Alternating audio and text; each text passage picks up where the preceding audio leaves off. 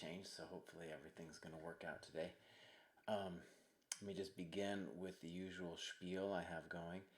Uh, I started this show years ago, and the notion was to help people, to encourage people to analyze their own games with the idea that that is the best way, even if it is the hardest way, to improve your chess, to look deeply at your own mistakes and your own thought processes when you were playing. So, I've been doing this for a while. There's a lot of people who have stuck with the program, many of whom are making slow and steady progress.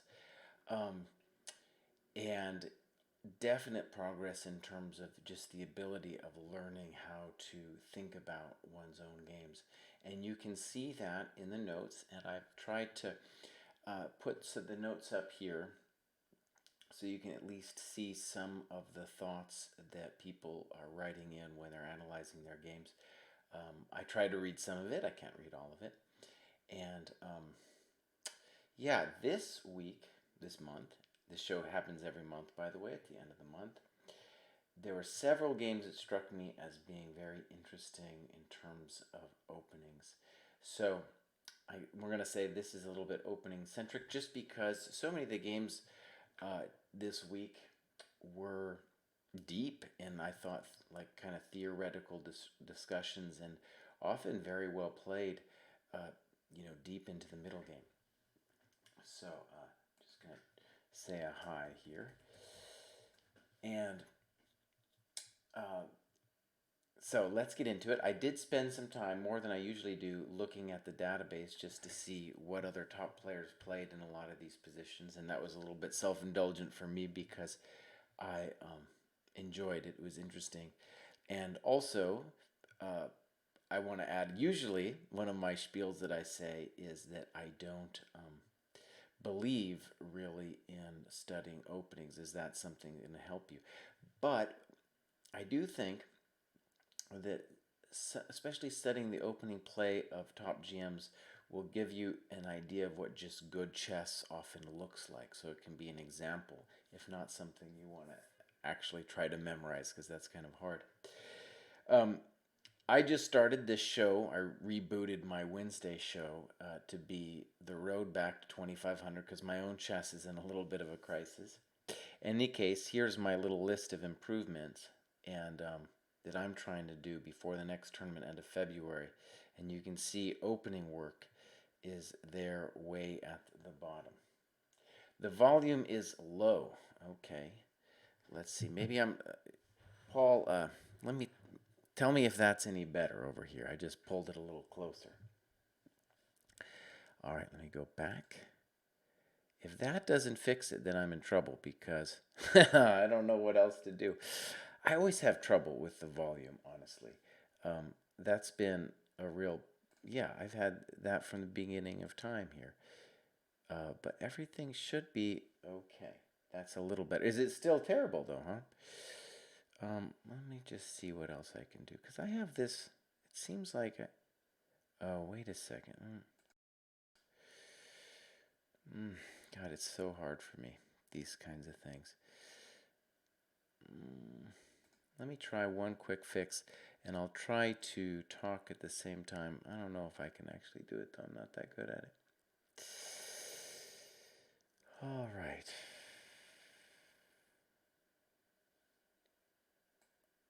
Um, um, um, um, um, um, um, um.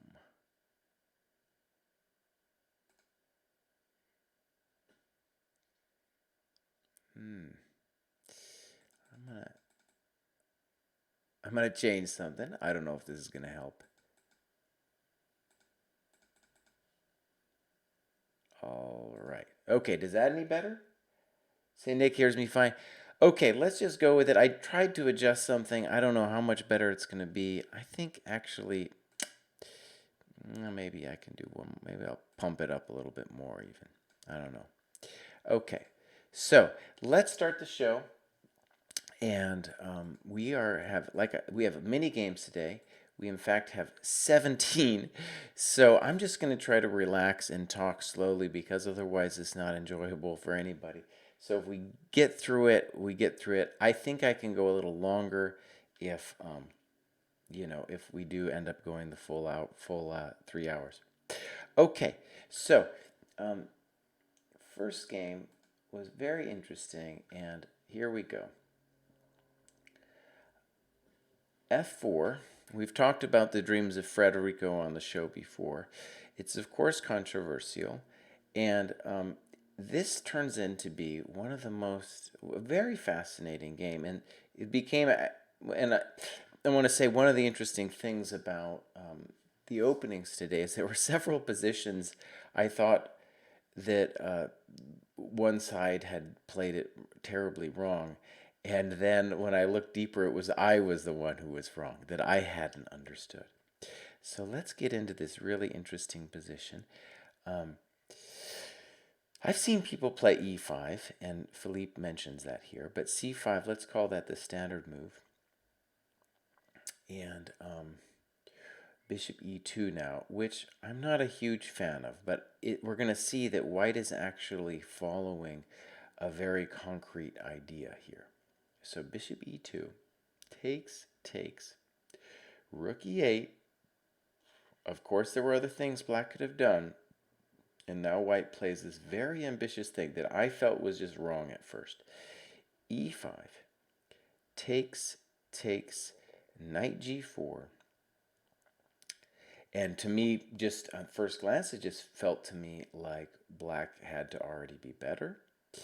And white's play, at least at first, did not convince me with this d6 move. In fact, however, I was the one who was wrong here. This d6 move is at least playable. It's very interesting. And one of the reasons, I just talk about my prejudices for a second, is that it allows this knight, which is often a problem piece in these positions, to get a great square. And that's what black plays immediately. So let's just go ahead and put that on the board before we start addressing what white's ideas are here. Yeah, it's fascinating because white still has to castle and stuff. So it's very surprising to me that this could work. But let's say some obvious things. What he's really claiming is that this rook is misplaced and this bishop is blocked by this pawn. So that pawn's in the way of everybody. And that this guy, hopefully, and the stress is on hope for white, will be offsides or not important. And that later we can do things like knight e4 and maybe bishop g5. And we're going to see a lot of that in the game. So white castles here. And this is a very critical moment for black. And I feel like one of the unfair things that happened to Philippe in this game is that his opponent certainly had at least seen this position before. White is by no means winning or anything like that. In fact, I think it's very complicated. But it's a hard position to wrap your mind around in terms of just like what is going on here. Let's first look at what black played, and I think it's a critical mistake. So, and Philippe writes, protecting my b pawn and to play bishop b7 at some point. So it's a very natural move. And it's hard to imagine, like, well, why is that a critical mistake? And the reason is that this diagonal is the source of counterplay for black. And really, our queen wants to go to that square. So not only is b6 really maybe a tempo that we're losing, but it's also taking away the queen's square. Now, to show you just that I also did not understand the nature of this position, my first instinct was to play knight d4.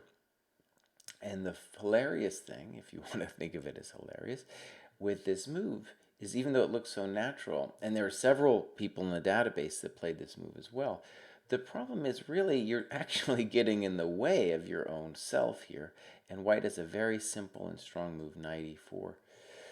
And this knight e4 showcases a lot of the problems that black has here. And this knight is amazing. And one of the key squares he's touching is f2. So for example, if you take and play bishop d4, I can just sidestep because the knight is a genius on e4. And of course, I'm hitting this pawn, I'm hitting this pawn, I'm hitting this square, and I'm hitting this square. He's a genius knight all of a sudden. Now, one key thing to see, though, and this is important about Philippe's thinking about this position, is the c5 pawn is something that I'm going to guess white just wants to stay away from because the queen b6 thing is always coming anyway. So I'm trying to say defending the pawn on c5 is really not our priority here. Okay, well then we have the other interesting question then, well, what is it that we should do? And I thought forever about it, and there's more than one thing that black can play. And to that extent, like if white had this prepared, it's not something I think you can just memorize, you know. I think there's so many different ways of playing here for black that really white is going to be looking more for ideas than anything else.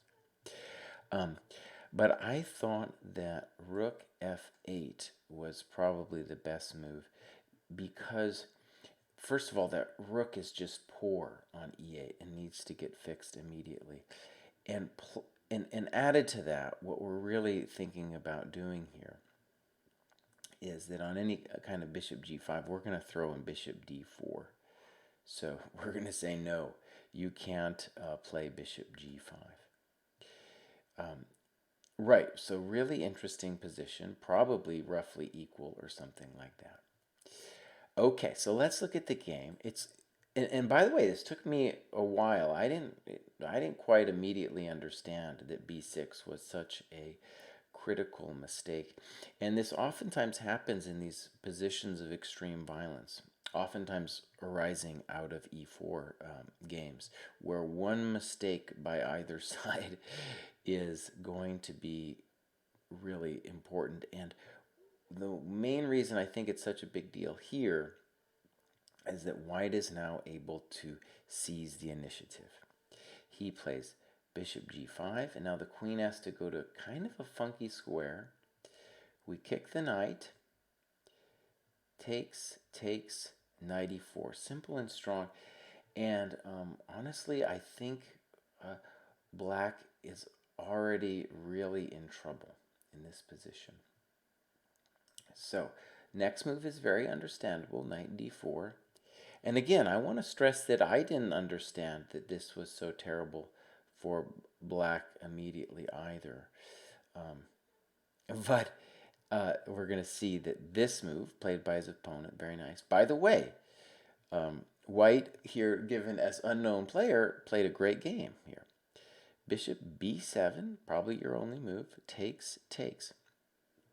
And here we have a very classic example of a bishops of opposite color situation where really we have to say that black is probably lost or close to lost. And the reason for that is that when you have the initiative in an opposite color situation, it's more important than the initiative in other situations. And we see it so clearly here. If white can just start some drama on these squares, he's up a piece on those dark squares. There's no piece besides the knight which can touch those squares. And that actually will bring us to our next interesting thing for black. So rook c1, he could have done other things, but that move's nice just to bring the rook into play. Knight f5. And now here the easy move for white to have played would have been something like queen d2. White, though, plays bishop c4, and it might have been a blunder. Like, he might have just missed knight e3. But the terrible news for black is, you know, when you do it, the reason you don't want to take anything, whether it's the rook or the bishop, is because your knight was the only guy challenging for the dark squares, right? Or able, let's say able to challenge for the dark squares. And of course, he was also blocking off the f file. Black takes, but honestly, I think Philippe that your position is already very critical here. I think lost. I really do think it's over here. Rook f1, bishop d5. Now we get the queen off of the 7th rank, and now just a really nice move that anybody would be proud of finding here. Rook f7, exclamation. Beautiful move. You got to take the thing, and then we got check, and it's going to be mate. Simple pattern here. Mate. So really nice game, and one of the things that was stunning to me about that game is, these are not two GMs playing, but it was one mistake really that decided the game. So, as I'm thinking too about it, my own improvement. One of the things that I noted on the show that I have to be better at is, for me to get back to 2,500, it basically means I have to beat the 2,200s almost all the time, like 9 out of 10. And this is not even a 2,200 playing white, I think. I mean, maybe I'm wrong about that, but in any case, this is a very dangerous man. This is a very dangerous man that playing white, and he had his own idea of how to play the opening, and very impressive. So that was the first game we had where I thought the openings were very interesting. All right. Now we've got the famous Vishnu. Vishnu, by the way, congratulations, has reached his peak rating of around 1950. And this is all due to him being on the show. I'm just kidding. He does a lot of work on his own. You can follow him on Twitter. He's one of these people who's very active in, I guess you could say, holding himself accountable through social media, i.e., always having to post what you're doing, it's harder, I think, to slack off. And I think I'm a little bit inspired by that myself. And part of the Wednesday show that I'm going to be doing on the weeks, which is just not going to be the end of the month show, which is this one, is partly an attempt to hold myself accountable to my own training schedule. Okay, so he is playing a famous old FM, John Mayer, and we get this very violent opening variation that's usually called the Makagonov, and this has been around a long time. And there's many different things Black could have done, but let's just play about 2 more moves and talk about what is going on. So the first thing, let's say, is that h3 was a nice dual-purpose move in that first it prevents any kind of knight g4. But then what white might do is white might play g4 himself. And the idea is kind of interesting. At first glance, it feels like, oh, we are going to attack the black king. But actually, I think more to the point, what white is trying to do is contain the black expansion on the king side. And if you can contain that black expansion, then what I think white is trying to say is that he wants to own the board through space.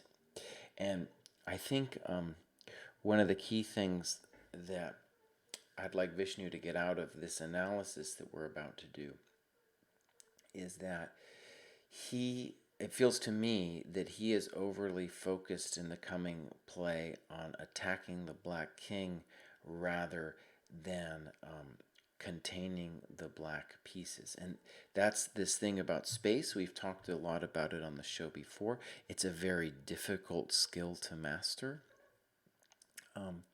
And one of the main reasons that this position is about space more than attacking the black king is that really the king side is black side of the board, because that's where his pawns are pointing. Okay, now I'm going to take issue with Vishnu's next move, even though several reasonable GMs have also played bishop e2 here. To my mind, the correct move is g4 immediately. And maybe this, I'll just say where my head is with this. The bishop on f1 doesn't know where to go yet, where it belongs. The king doesn't know where it belongs yet either. So playing bishop e2 is not your standard thing of maybe going castles, right? g4 does a lot of things, and it stops knight h5, which is actually a big deal. And in fact, I think one of the main lines for black in this position would be something like knight d. Well, actually, let's go back a little bit. Would be in this position to play knight h5, right? So g4 in this position, right, is not only making f5 a little bit uncomfortable, but is stopping knight h5. One of the main ideas for black so that he can bounce trampoline into f4. Okay, so bishop e2, knight fd7. Vishnu didn't like it. g4, and good. And now notice, Vishnu, the bishop on e2, it could be on f1 too. It didn't really change all that much being on e2, except it did enable your next plan, which is interesting, but I'm not totally certain of it myself. Okay, now f5 would have been a thought. Black plays c6. Now, the idea of this c6 move, as I understand it, is that what we'd like is really at some point to take and gain some space with b5 later in the game.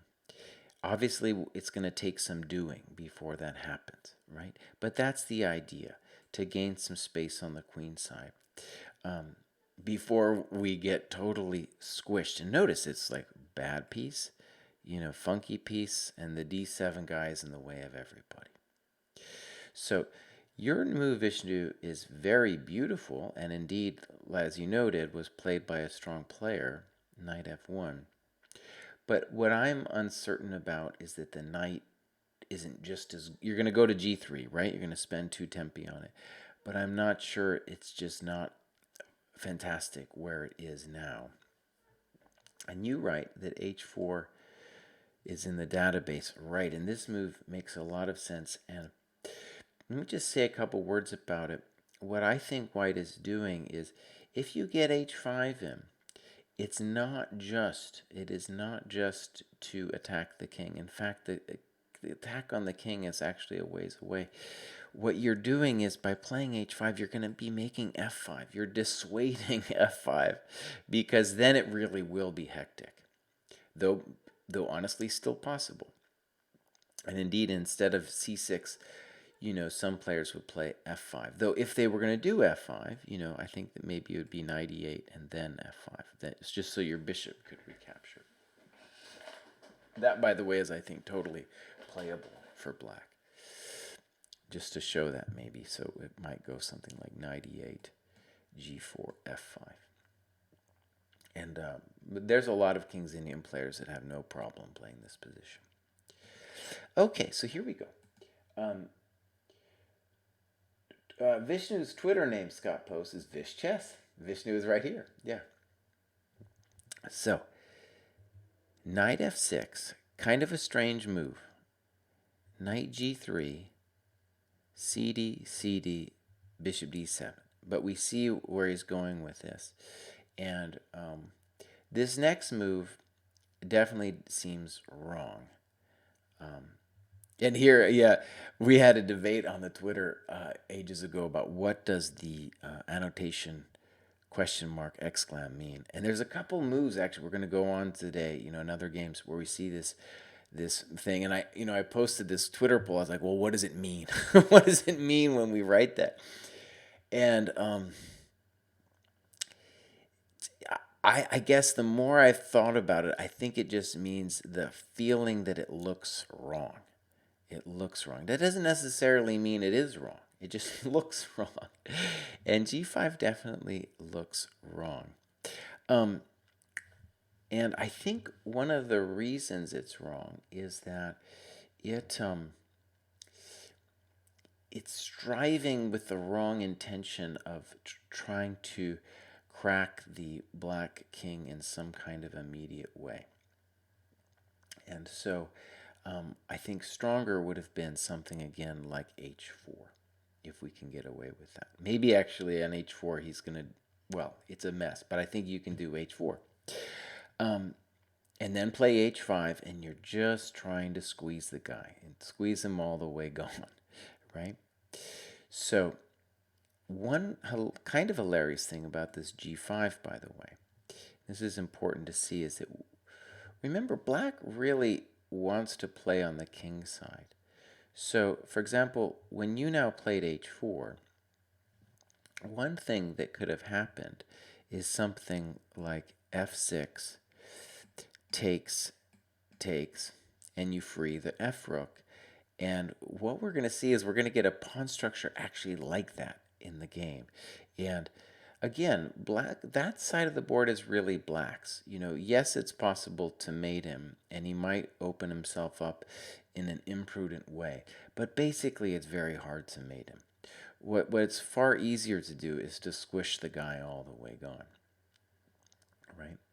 So this, I think, is an instructive mistake, this g5 move.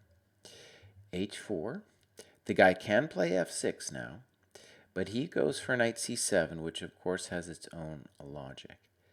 h5, b5. Great. Now, one thing about this guy is, you know, I suspect he's been playing this King's Indian stuff for a while. And this b5 business, it was a favorite plan against the Samish by the Soviets way back in the day. And it's true, you're going to gain some space over there now. We're going to push your knight around. And with that space, maybe black is hoping to trade off a piece or two.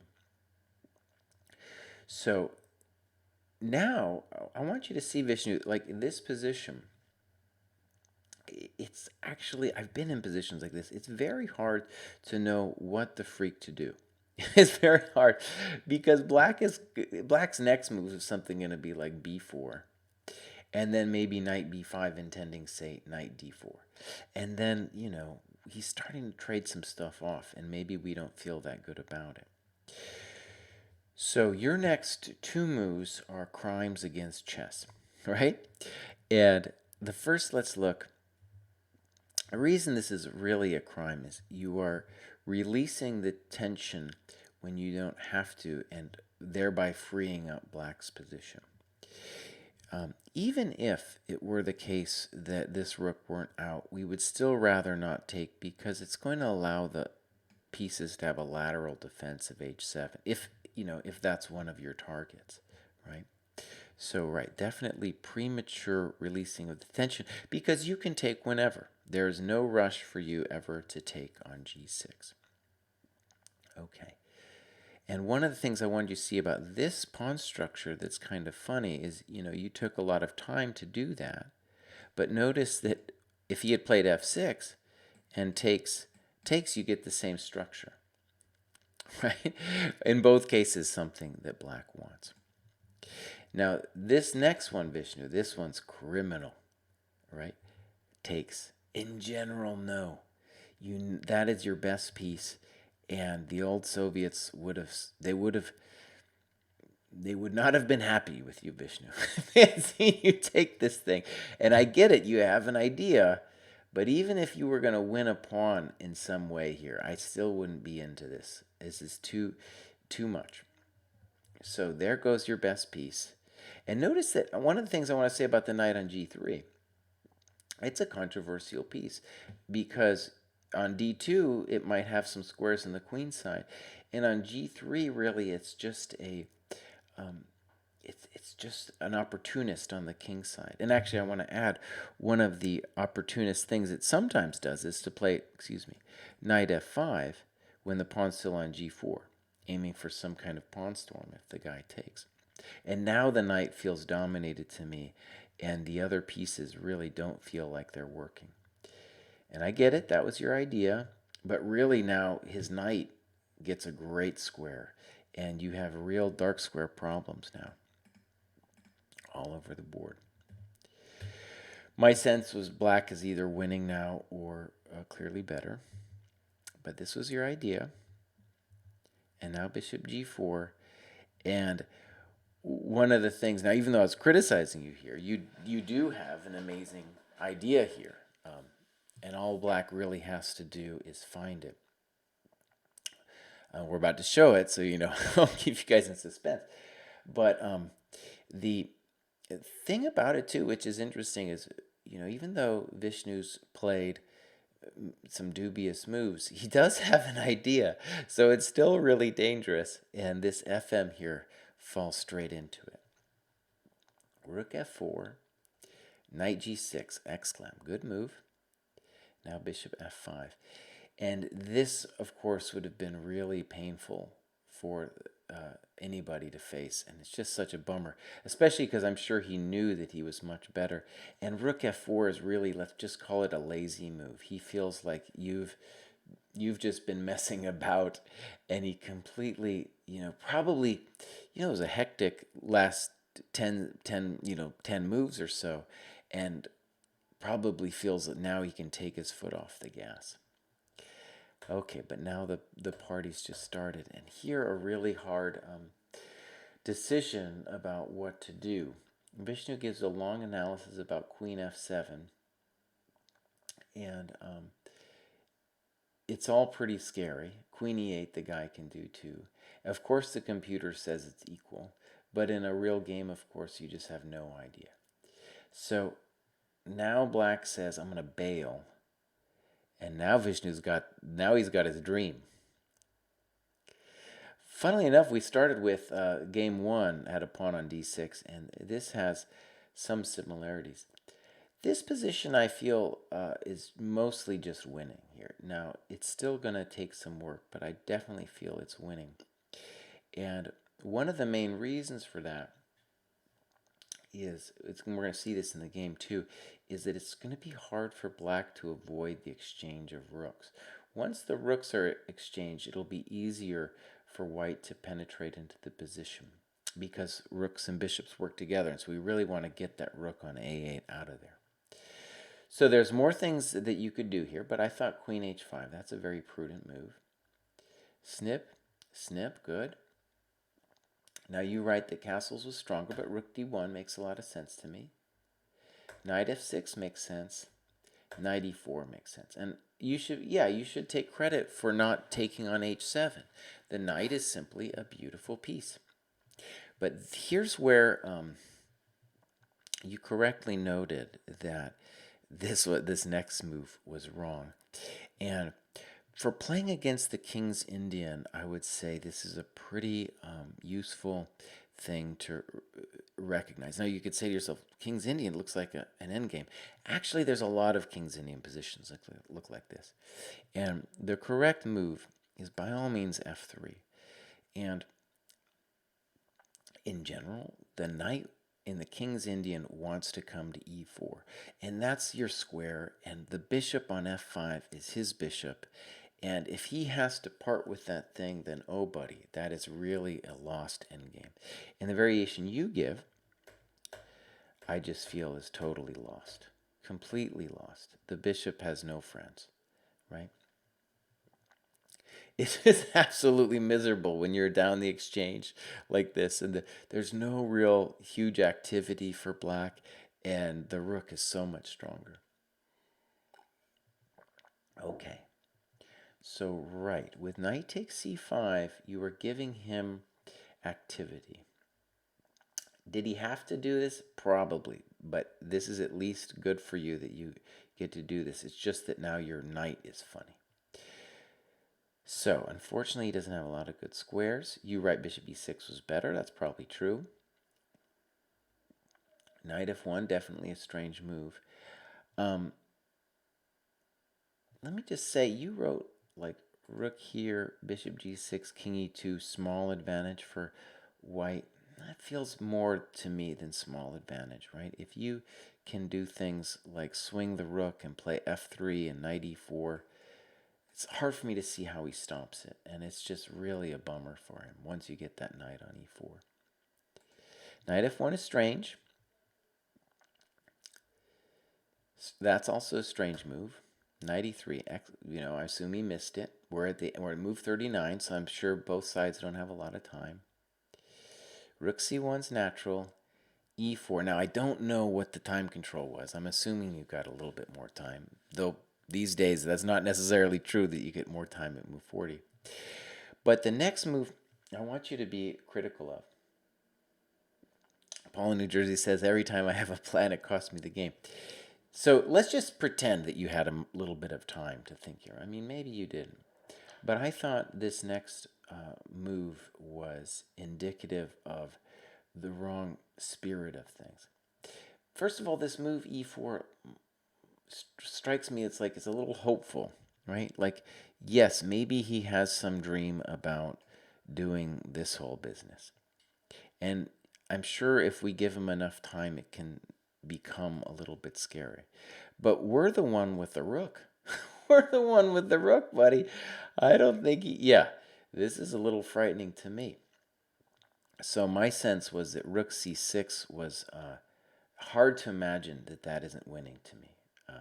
Yeah, just we're gonna crush this guy here.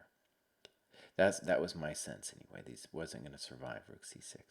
And the problem with rook c4, when I studied this game, Vishnu, I was like, oh, what Vishnu wants is he wants to trade it all off. Namely, h5, a3. I honestly didn't understand what the idea of rook c4 was until I saw a3, and I said to myself, oh, right. He wants to trade it all off. Right? And probably that's what black should do. And this will be hard to win now. This will be very difficult to win. You could still massage him a little bit, but this is going to be tough. And there's maybe even a better way that black can organize this.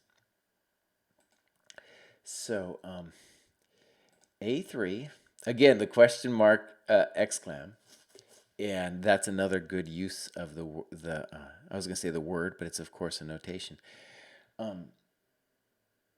It doesn't look right. Yeah. Okay. So black, on the other hand, now goes for it, and this is not right. This is not right. He does not have the ability to go for it in this position. AB, H3, and here my opponent offered a draw. And what's funny about that is you can tell when he played H4 on move 42 that he said to himself, I'm going to go for it. And then the next move on move 8 with H3, he's like, I'm going to slow it down. So, Vishnu, here's a thing that all chess players go through is that they're going to be playing somebody who is higher rated than them, like this guy here, and that person will seem very intimidating. And what especially old timers like this guy will do, and I do it too, is when they're playing a lower rated opponent and things have gone absolutely terrible, we offer a draw. That's just what we do. It's an old timer thing to do, and honestly, maybe it's even a jerk move. But obviously, if you took it, then it couldn't have been that terrible of a thing to do. Now, of course, you should play on, and the key thing to see about playing on here, though, is that you needed to be psychologically willing to part with your knight. And as you noted, knight f1, and I have a feeling that was a move you probably didn't take too seriously at the time. But one of the cool things about the way this today we got it organized is we have at least a couple games where we have two pieces versus the rook, and next one in particular. So that'll be an encouragement to consider just psychologically these things, and maybe let's just play a couple moves here. Let's say snip, snip. There were other things that could have gone, but b5, and well, at the very least, all the joy is yours, right? All the joy is yours in this position. So, one of the things I tell my students as well, right, is that this precise moment when someone offers you a draw, one of the reasons you have to go over your games, right, in a diligent way, is you have to say to yourself, it's like preparing yourself psychologically for this moment, right? It will come. Somebody higher rated is going to offer you a draw, and you have to be psychologically ready to say, no, I'm not going to do it. I don't want it. And will you lose sometimes? Yeah. Yeah. There'll be times sometimes when you're going to lose the game. 30 more minutes. Yeah. Yeah. That was your moment to think about it and to try to knock him out.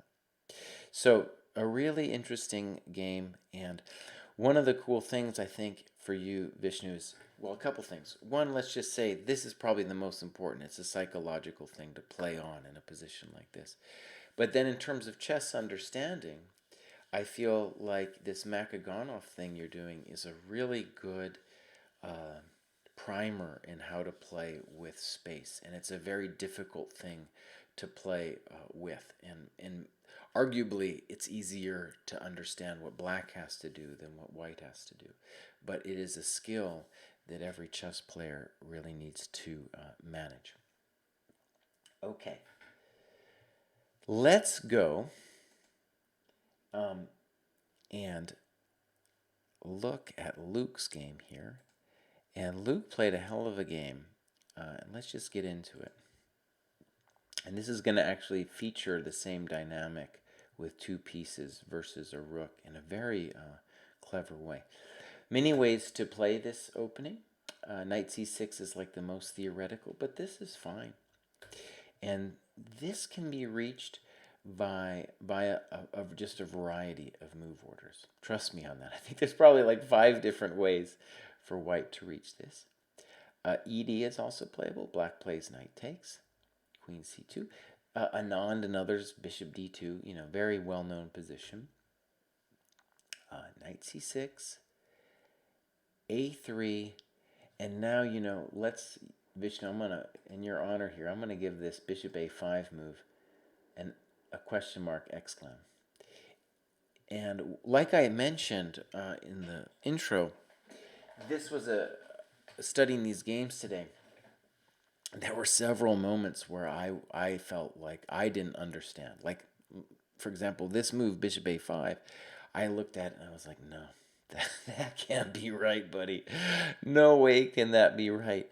But actually, well, it's very unconventional, right? I guess that would be another way of putting the question mark exclam, an unconventional move. To my mind, it was obvious that bishop e7 was the right move. So controlling this square will help you defend, for example. And bishop a5, it's not clear that the bishop wants to be there, especially if it gets pushed back later with the b4. And let's say in general, what white is trying to do is play against black's pieces because he has the extra nut in the center here, and to try to make one or more of black's pieces bad. This one's already bad, right? So it feels like with bishop a5, this bishop is also going to be bad. Well, I learned something. I thought it was actually totally playable to play bishop a5. One weird thing about the annotation question mark exclam is it feels like you're saying it's a bad move. That's one of the confusing things about it. But we have the question mark already, so we already know how to say it's a bad move. This is more just saying it's a little bit weird. Just a little bit of a funky move. All right, so let's take a look. Bishop g5, there were other things black could have done, or white could have done, but that seems reasonable. Luke mentions f6, but queen d6 looks strong. b4. Now, this was again a moment where I was like, wait a second. I was like, wait a second. Isn't some kind of tactic working with this? And it turns out it's not so easy for black to take it. And one thing, though, black certainly could have done would have been to take here. And I don't know what either players are thinking, of course, but what I was seeing in my little analysis here is it takes, and then you give the guy a check, and then you get out of dodge, and you do have compensation. So props again for black just playing calmly bishop b6. And like I said, I really felt like, oh no, this can't be right. This knight is going to come to e4. There's going to be smush happening on c5. There's all kinds of things about this that I feel funny about. But we're going to see black has surprising play. Now, the first surprising thing that the bishop's doing is it's helping defend the queen so that b5 isn't actually a threat, and that's a big deal. Castles, bishop d3, h6, good move, bishop d2, and now a great move, e5. And this kind of has to be the point of black's play, to violently free the bishop on c8. Yeah, really interesting stuff. So yeah, it really interesting. And I was very surprised because it feels like to me White had played all the conventionally correct moves. And so, yeah, definitely a surprise to me that somehow this is working out for Black. But it all seems to be fine. And it's at this moment where White loses the thread. And one of the things that was interesting about me about this game is this is the kind of moment where I also lose the thread. And the moment, if I could describe it, is one where I feel like I have the right to have a better position, when in fact my opponent might have played unconventionally, but its position is actually fundamentally sound. And that encourages me to do bad things. And in this position, White took, and Black's, we're going to see, gets a great game after this. But the correct way, I think, for White would have been castles as an exclam move. And the point is that, like, if you take this way, I'm just going to take, and I'm protecting the queen. And I have moves like queen b3 or queen d1. And it's not like White has anything too special, but he definitely has compensation for his pawn and maybe an attack on the king side. Right. Actually, I think there's a cute tactic here too, with maybe like queen b3. Let's say you move the queen away and snap. So, for example, snip and snop. And the game's not even over at all. It's just like we have an interesting position. So, that shows, like, this is, how hard it is to play chess these days. Very strong play from Black here. And this move seems innocent, but look what Black does. I get my piece out. You defend. I say, well, I'm going to come in here. Then I'm going to come in here, and Black, by all means, I think is already better. Queen d1, knight f4, bishop c3, rook fd8. This is a minor critique, Luke. I'm going to, just because I'm having fun with this annotation, I'm going to give that the old question mark exclam. It just felt to me like rook ad8 would be better. And I get it. You wanted to put your rook on c8. But the rook on ad8, maybe it's just a preference thing, but I'd never wanted to be tempoed by like a bishop b7. And I think that was one of the variations that also came later. So it just felt more natural, more conventional to play rook ad8. Knight g3, maybe not the best. Queen e6, simple and strong. We're threatening knight e2 now. And now he gives us the dark squares. And now we come in. Thank you very much. Now we hit the queen. And this, I thought, was a great move. And Vishnu, you should take... This is the moment, actually, Vishnu. You want to take a moment and think about what to play as Black. Where Black really plays a strong move. And he gave it the old exclam question mark. But I think it's an exclam. I think it's a really strong move. So let's look what he does. Knight f2. Got to take the thing. Check queen d1. And let's think about it for a moment. You obviously are going to get the rook back at some point. So we're going to have two, he's going to have two pieces against our rook and pawn. Of course, we're going to make him squirm before he earns the right to actually, get our bishop for that rook. But ultimately, that's what's going to go down. And so we're then going to need to convert that pressure into something else. And one of the key questions, let's call it, is it going to be possible for White to get some kind of initiative or play with his two minors? That's going to be one question. Another really reason to think this might work for Black is since White will not have a rook himself, it'll be like Vishnu's endgame, where our rook will have full play. Full play. And a lot of times that rook in the endgame can be even better than the two pieces. And I think this is a clear example of it. So let's look. I thought, by the way, this game is just amazing from Black. I thought he gave his knight f2 like a weird move, Mark, but I think fantastic. Queen e3, simple and strong. Queen e2, thank you. Check. Queen b4, and now we can see the rough outlines of what's coming. Namely, that our a-pawn is going to roll. And I think it's lost. I think it's lost. We'll eventually have to take on f2, but that's fine with us. a5. Thank you very much. And we roll. It's over. Goodbye. Yeah, beautiful. Beautiful game, Luke. I thought that was very encouraging, and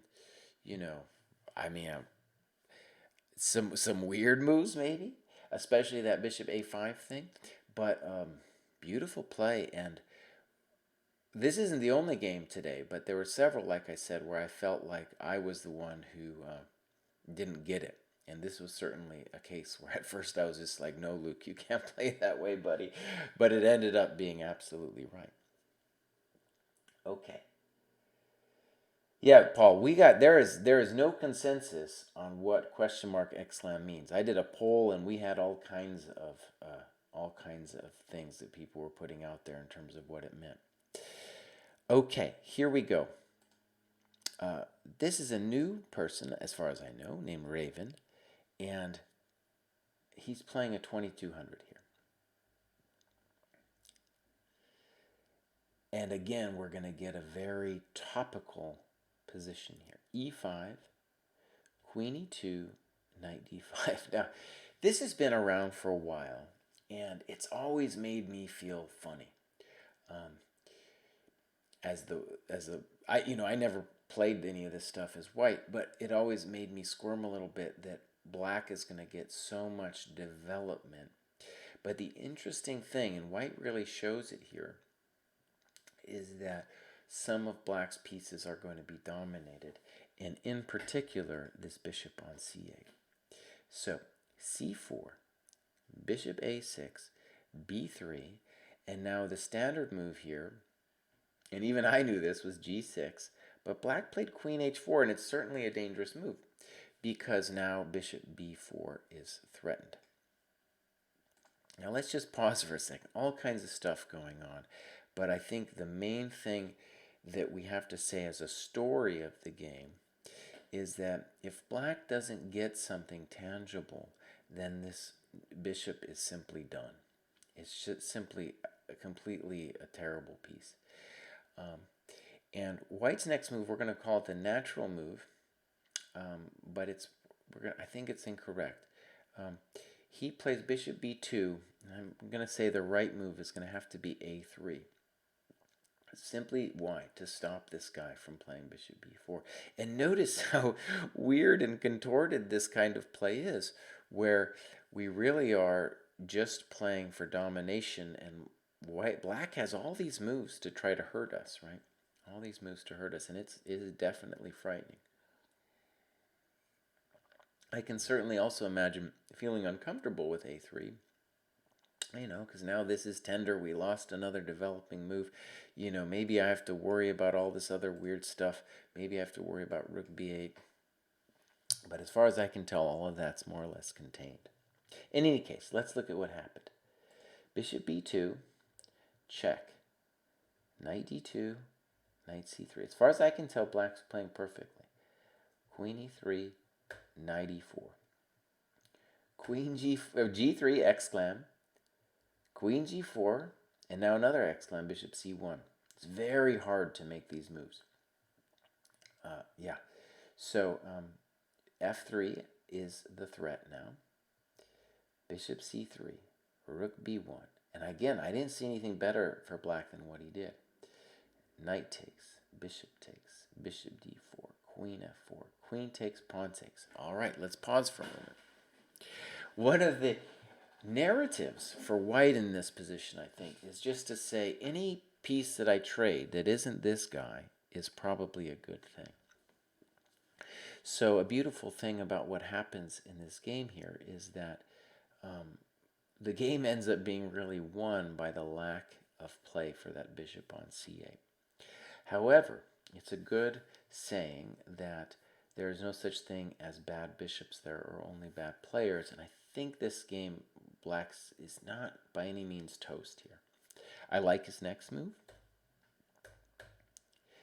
And I like, too, that white has no fear about these the weird pawn on f4, because pawns aren't people, and the real person is that bishop on a6, and he's terrible. Bishop g2, castles, and I think this next move by black is going to put him into trouble. He plays bishop b7, and it's certainly the right idea, but I think what he wants to do actually is play c5 directly, because you need to play bishop b7 ASAP, right? You need to play bishop b7 as soon as possible. I did, however, come up with an amazing variation here. I thought it was interesting anyway, and that was to play b4 anyway. Let this guy snip, takes the rook, check to the miserable king. Now, of course, white can draw, but this position is really interesting. And on a practical level, I think is pretty hard for black to deal with. Anyways, that was just maybe, let's call it best play for black. I thought, I looked at this for a long time. I was like, well, he must free the bishop. Instead, bishop b7, bishop e3, good move. King b8, and honestly, it would be better to give up a pawn than to play king b8. In fact, maybe, let's say on a practical level, c5 is not a dumb move. Just give him the pawn, but free your bishop, and in compensation, this pawn is a little funky too. Because what king b8 does is it sets you up for this whole business on the b file. And from this moment on, I really like the way Raven plays this position. I mean, he's played it great so far, but now we're going to get some really nice moves. b4, d6, rook fd1. There's probably other moves too. Rook fd1, those fine. a6 doesn't really help black, right? b5, exclam. White could have, I'm sure he could have played a4 too. But this was a really interesting moment. Now, one of the things that was beautiful about this move is there's an element of it that's anti-intuitive. Namely, it feels like we are helping black trade off his terrible bishop on b7. And so I think a lot of times in chess, the most beautiful moves are the ones where at first you're like, wait a second, this is breaking the rules.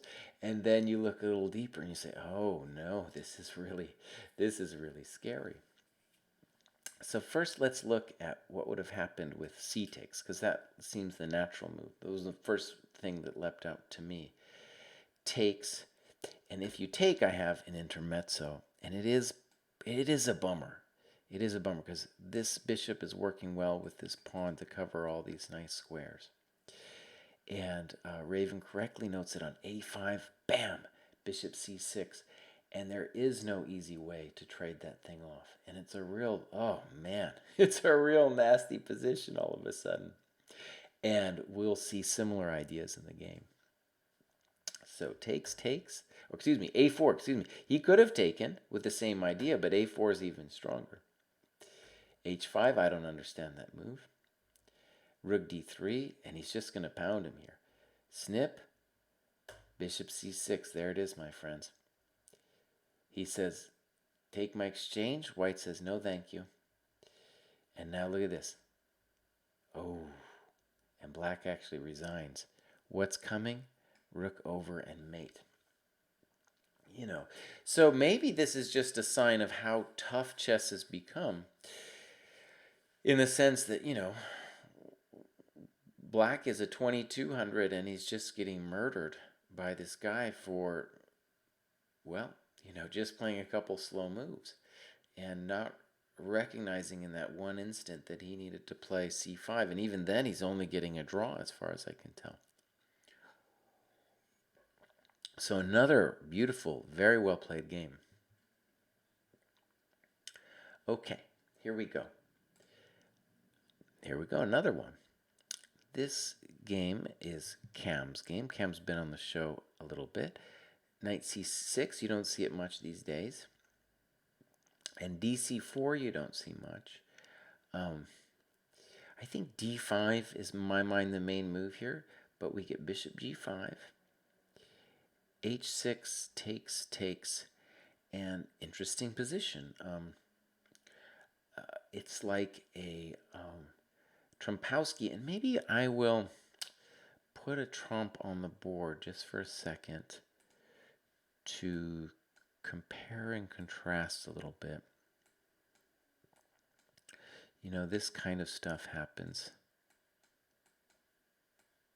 Yeah, this happens a lot.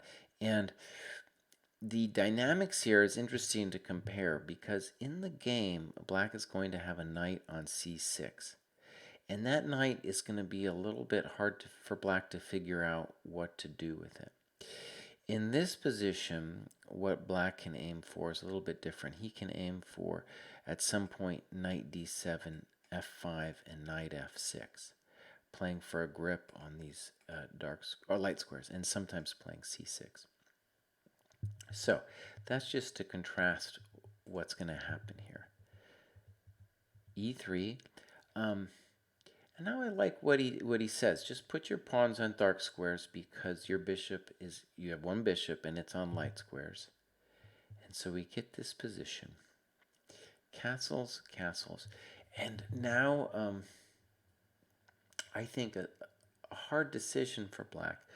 Let's just say that something obvious. The point in that trump position, the dynamic rather, is this thing where long term, what black would like to claim is that that dark square bishop, the unopposed dark square bishop, will at some point become a genius, right? And yeah, we have a lot of big grandmaster games in this variation and really in others. And I've mentioned on the show before that a very common dynamic now in chess is to have a pawn weakness in the opening, but you get the bishop pair in return. So, for example, the Berlin, the Rossolimo, those are the two ones that immediately come to mind. But this is, of course, in that realm. I'm not a real fan of black's next move, a6, mostly because I'm not sure what it does. It feels like he's trying to stop knight b5, and this will get to an interesting question.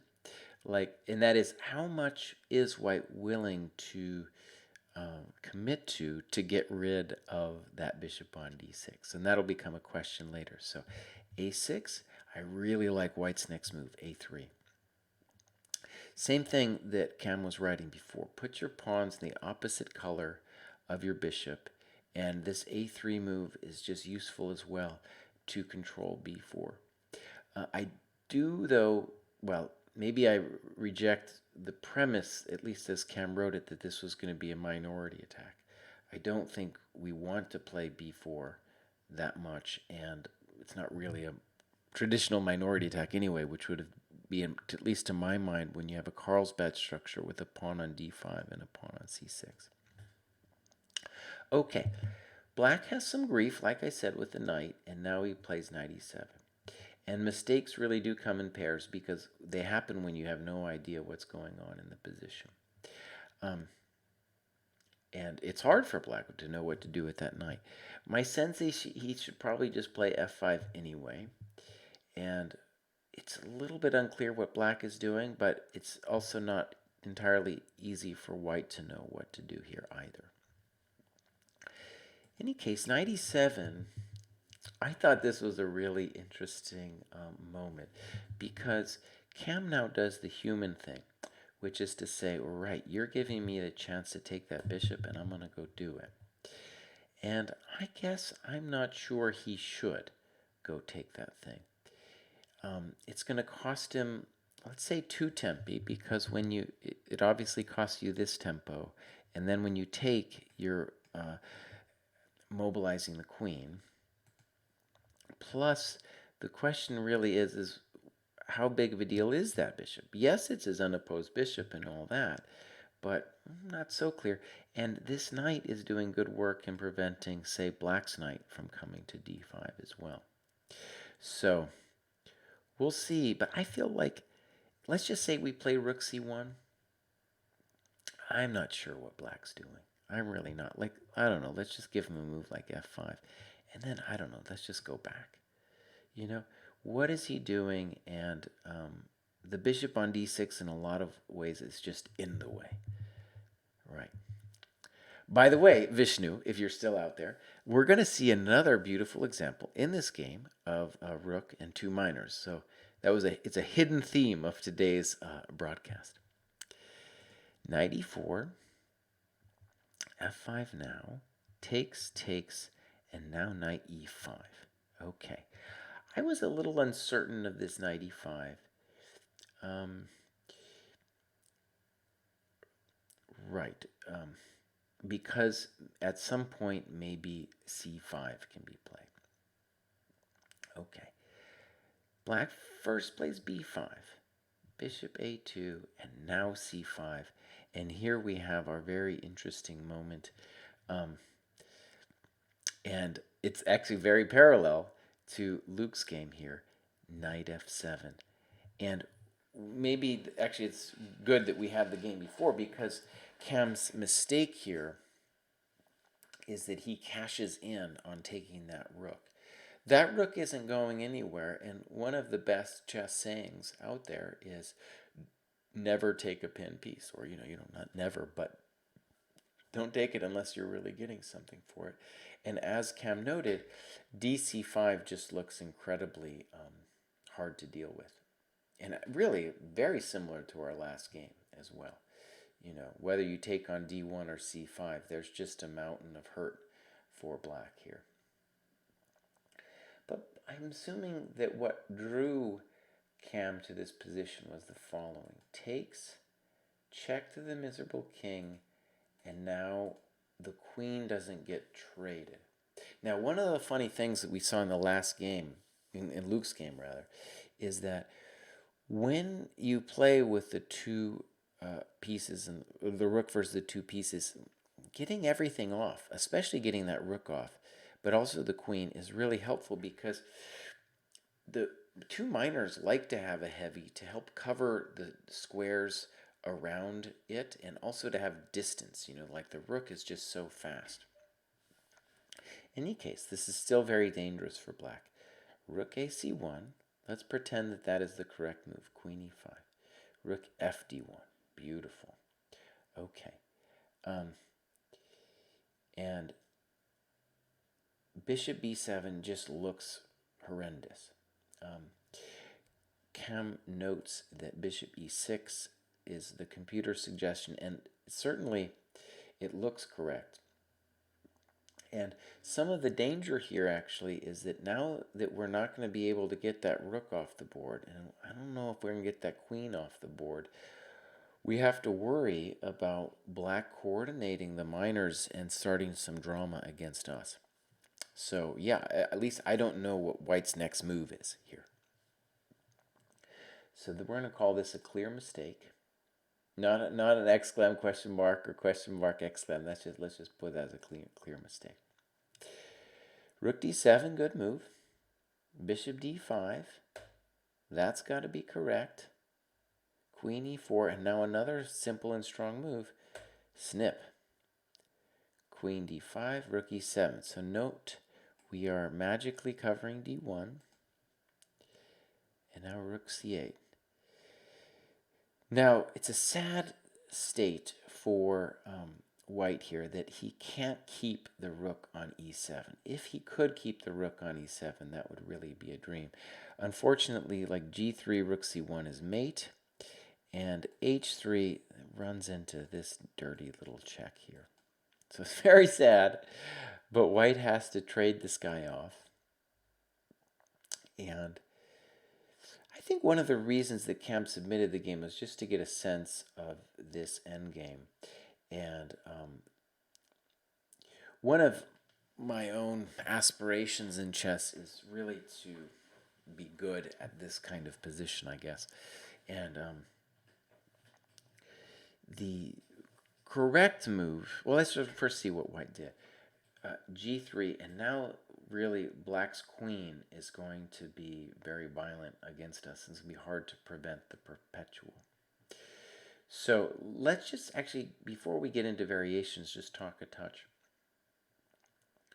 The key to the queen endings is, first of all, passed pawns. Passed pawns rise in value, right? So one of the things already that white should be thinking of is not necessarily of being a pawn grubber, but some way to create a passed pawn, even if it means sacrificing some pawns yourself. And why it's really important to just have that in the back of your mind once you reach the queen endgame, because the queen is the most terrible blockader of any kind of pawn. And if she gets stuck in a passive position behind the pawn, then oh buddy, it's really a hard deal. And that's the case in the opening and the middle game as well. The queen is just a terrible blockader of the pawn. So the next thing, though, and this is the reason why black has some hopes for drawing this thing, is the next clue in the queen endgame is the centralization. How centralized is the queen? For example, if we could magically move our queen to d4, I feel pretty confident in saying that that's either winning or a clear advantage. Clear advantage is probably more fair. So queen h5 has to be played here to keep this guy out and to cover a lot of our weaknesses. In which case, yeah, we have a nice position where we're going to make this guy squirm forever. Yeah.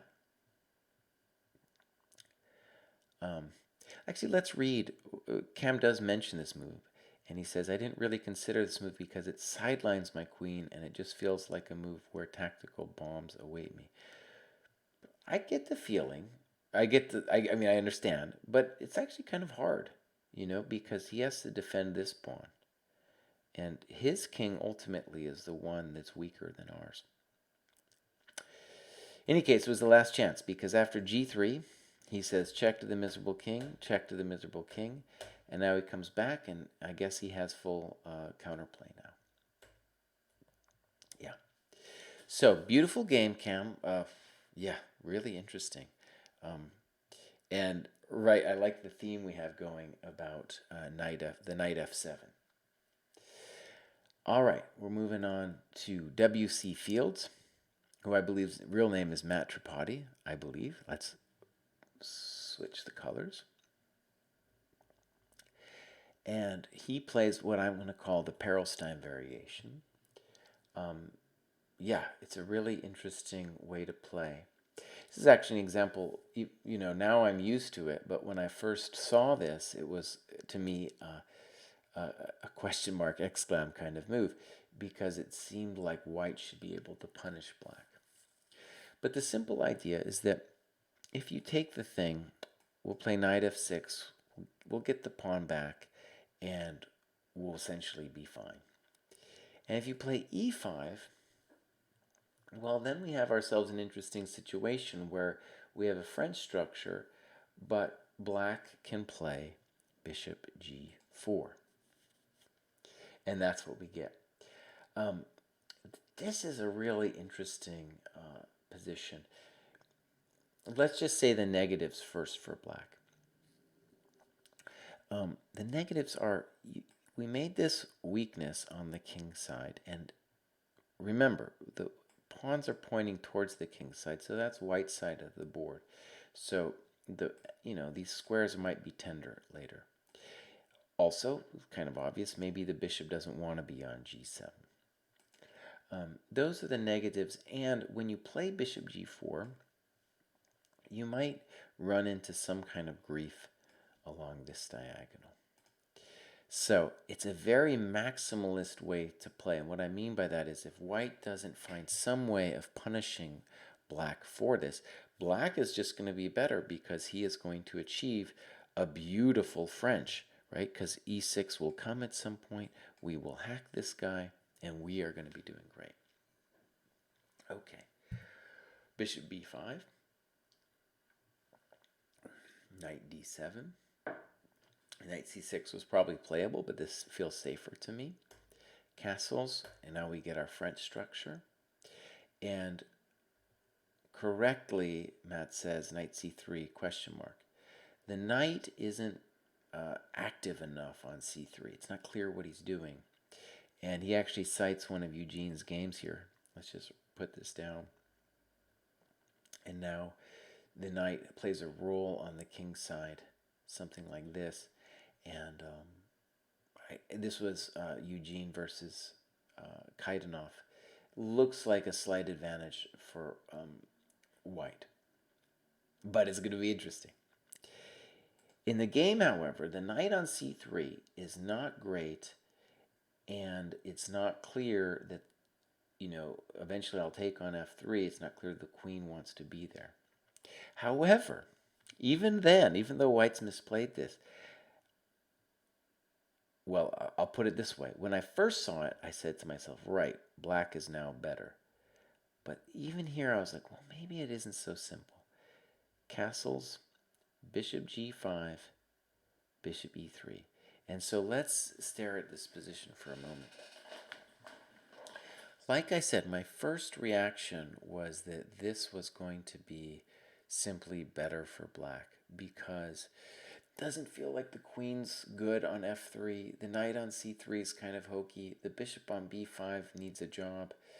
And so, yeah, it's kind of hard. But then the more I looked at it, white has a simple plan of saying, I'm just going to come back to d3. I'm going to think about h4, h5. I'm still going to play on the king side. And what are you going to do about it? So, big choice for black here. And he decides on f6. Now, when I first saw it, I thought it was controversial. And I still not entirely a friend of playing f6. And the reason is, when you play f6, the light squares are going to become tender. And white, of course, has this unopposed bishop here. At the moment, we have a rock. We have a mountain of rock boulders for that bishop to greet that bishop. But the second we play f6, it's not going to be that easy. So I just want to say my first instinct, I don't know if it's a better move, but my first instinct was just to play rook c8. Just see what the guy does, because I want to put my rook there anyway. Maybe I'll play a6 later, and so on. So, okay, f6. And I think probably black plays f6 here because in a lot of the other variations that Perelstein has played here, f6 is the move. Now, one thing I noticed right away here is that queen g4 would be maybe a bummer for white. For black, I mean. We're hitting this pawn, and it's not so easy to figure out what to do. We can't play queen b6 because our knight is hanging. And if you play f5, which I guess you have to do, and we just go back, Um, yeah, now the pawn on e5 is forever, right? And I don't think you want to push on the king side, and eventually some kind of knight e2, f4, g4, f4 is going to happen to you. So I thought that was already good for white. In any case, white played the natural move. Knight takes, rook takes was also possible. And here, I didn't like white's next move. He played queen e2. Mostly, it feels like a natural move, but I don't know really the queen knows where it wants to go yet. On the other hand, it feels clear to me that the bishop knows where it wants to go, right? And this position felt tender to me, this bishop d3. As a French player, it didn't feel right. So, queen d6, good move. Knight f5, probably all right. Rook a d1. By the way, I just want white, you know what he should do is just come and snack that thing. Snack it. Black's position will be a little tender after he snacks on f5. So the white's last two moves weren't really doing all that much. Good. This is typical play. Good move. White's kind of lost the thread a little bit.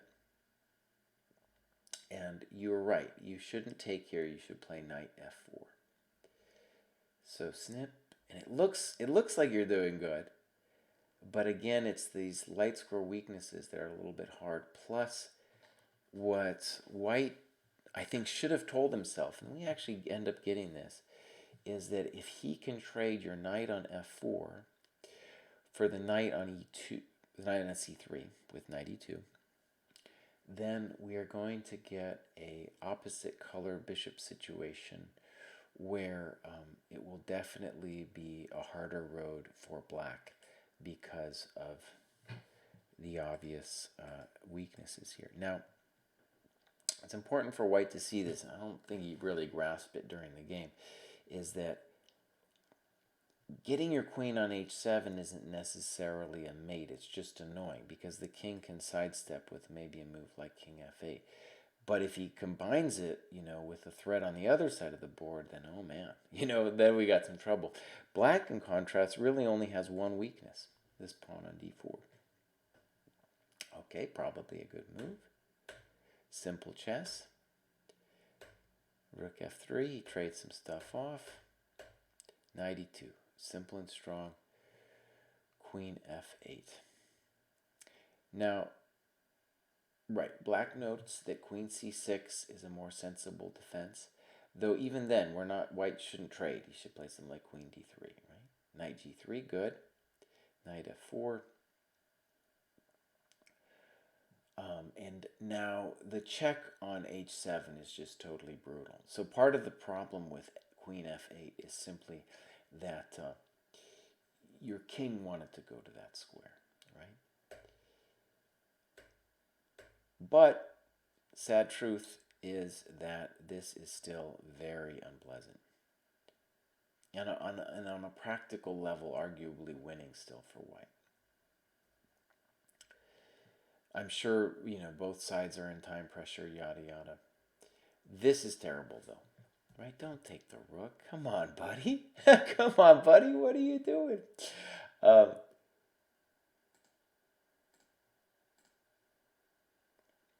Yeah.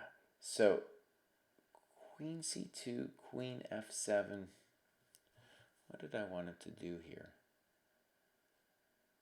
I didn't like rook f3, that's for sure. Even simple moves like a3 and g3 really leave black wondering what he's supposed to do in this position. And normally here you trade off the rooks, it's an easy road, but even here, like queen c8 would have been much harder for black to meet. White fudges it, and now all of a sudden he's worse. Now white is worse because he fudged his position. And we're about to have here a Vishnu moment. Namely, there was some time trouble, but if we win that pawn on d4, oh man, yeah, we're playing for a win. So this all happened. And they went back and forth a little bit. And black offered a draw. We're going to start playing on increment. There was 30 seconds left. And of course he should play on, right? Absolutely. It is very hard to defend this kind of thing. And the main idea simply is that you want to put your pawn on e4. And once you put that pawn on e4, it's going to be very difficult for white to avoid the breakthrough on the dark squares. Just like in any other position like this, the difficulty is that we have play on the dark squares and white doesn't have play on the light squares. For the most part, of course, he has to take care, but you're not going to lose this position. So the simple thing, obviously, I told Vishnu, and this applies, this criticism applies to myself too, because I've done it as well, and that is, when you're playing somebody and you're terrified about the position and you back out with a draw, it's obviously, not going to help your chess. And that's why when you go over your games, you can kind of like mentally prepare yourself to not take the draw, right? Because it's going to happen, and i.e. the situation where you might offer the draw and you just tell yourself, no, I'm not going to do it. Where you do offer the draw is when you're worse against some lower rated player, and then you're just being a jerk, but if they take it, then fine. Right? Okay, let's go to Paul in New Jersey. Paul's been on the show a bunch, and I think it would help Paul if he was less self-deprecating. He's got a kind of an American self-deprecation thing going on, and he's stronger than, I want to say he's stronger than he thinks.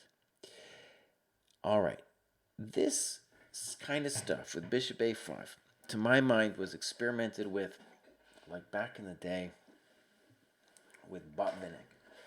And Botvinnik tried to play this way, and what's the main reason? Because Botvinnik knew that he didn't want to get rid of his bishop. So actually, what is this move? This is one of these funky moves, question mark exclam. And it seems like Paul's totally prepared. He plays the beautiful b4. And one thing about this move that's, let's call it indicative of how to play the French correctly, or against the French, is we are in no way afraid of this, because this pawn is just a rock, and this is really difficult all of a sudden for black. Really difficult. And you get this structure in the wing gambit, by the way. Just imagine a pawn on c5 and white sacrificing it like this. So it's an advanced version of the wing gambit. I.e., even if this knight weren't here, and as long as we just held this, we're not going to get taken on c3 or anything, this is a beautiful position for white, because the c3 pawn holds down the d4 square. Okay. f4. Knight c7. Give me that thing. Give me that thing. And here is a really interesting moment I felt. White's next move is by no means wrong, but I realized later that this move begins a strategy where you're kind of making a decision on how to play. And so let's just put the move down here at first, bishop b2. Feels so natural, right? Well, the thing is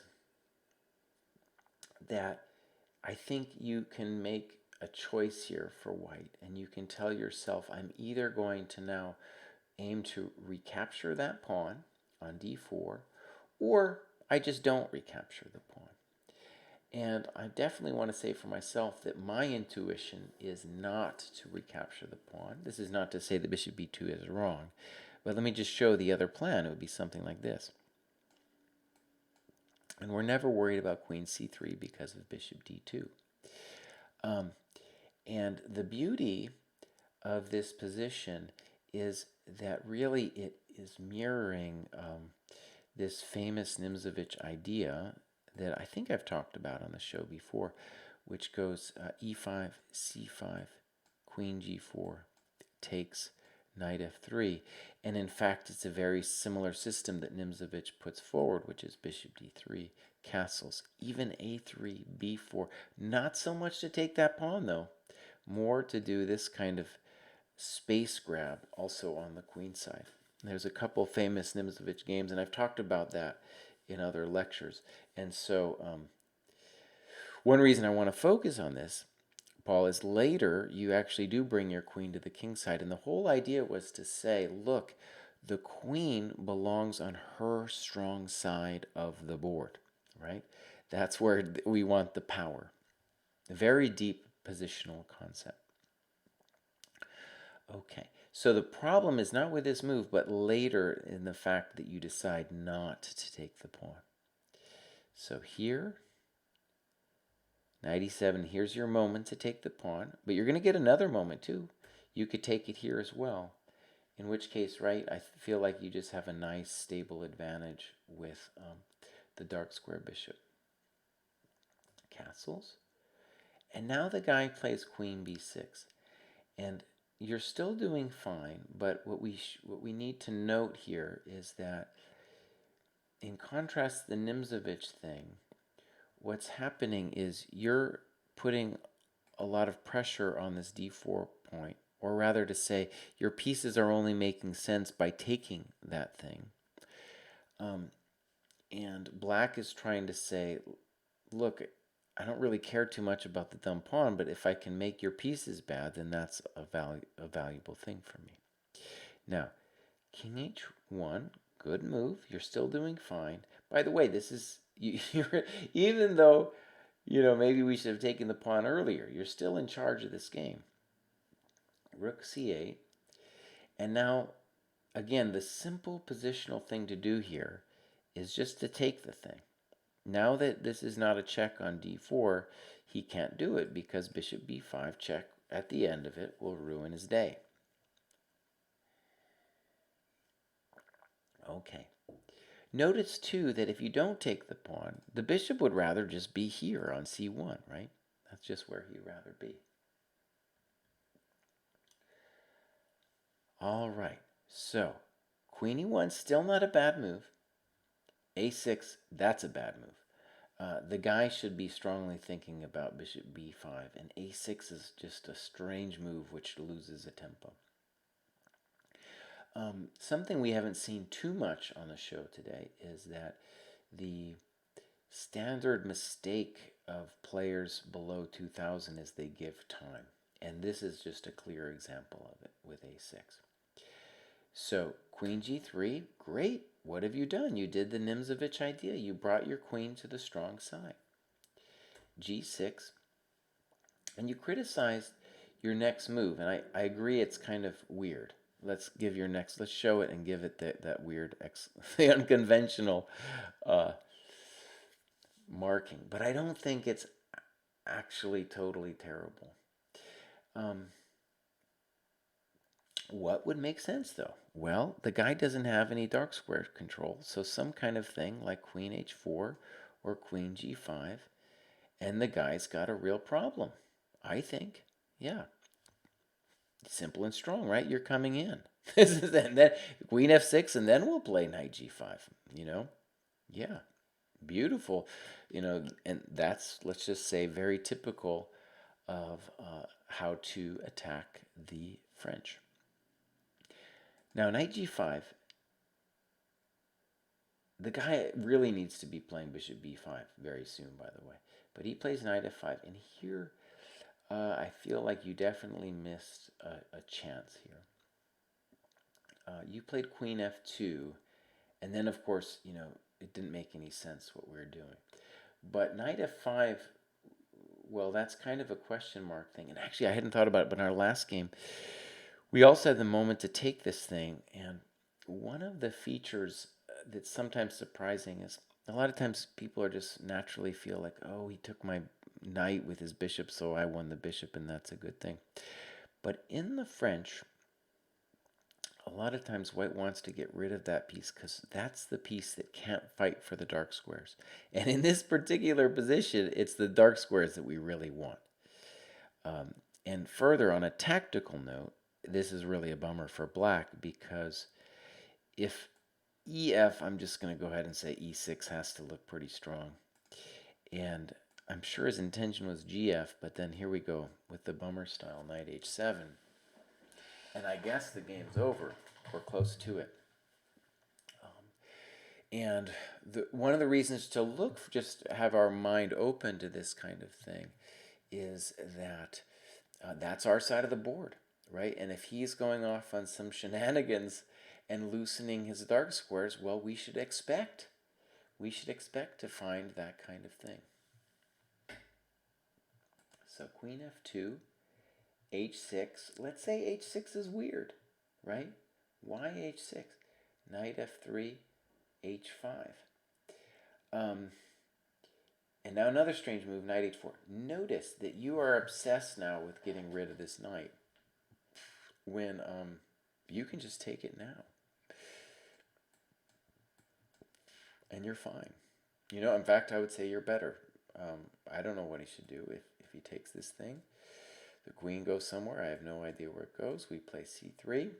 And whose king is better? I'll tell you whose is better. Our king is better. Yeah. So knight h4. Finally, he plays bishop b5. Should have done that a long time ago. Rook fd1. Check. Good move. Good move. Bishop d4. Good. Snip. Snip. Queen a6. And this next move, I think you should be critical of, right? You played queen b2, and that's going to allow black to do what he wants with occupying the c4 square. So I think you still had a chance to control this game with the move knight d2, right? And maybe the guy's still a little bit better with knight takes rook c4, but we're fully in the game, right? After what happens with queen b2, it looks bad.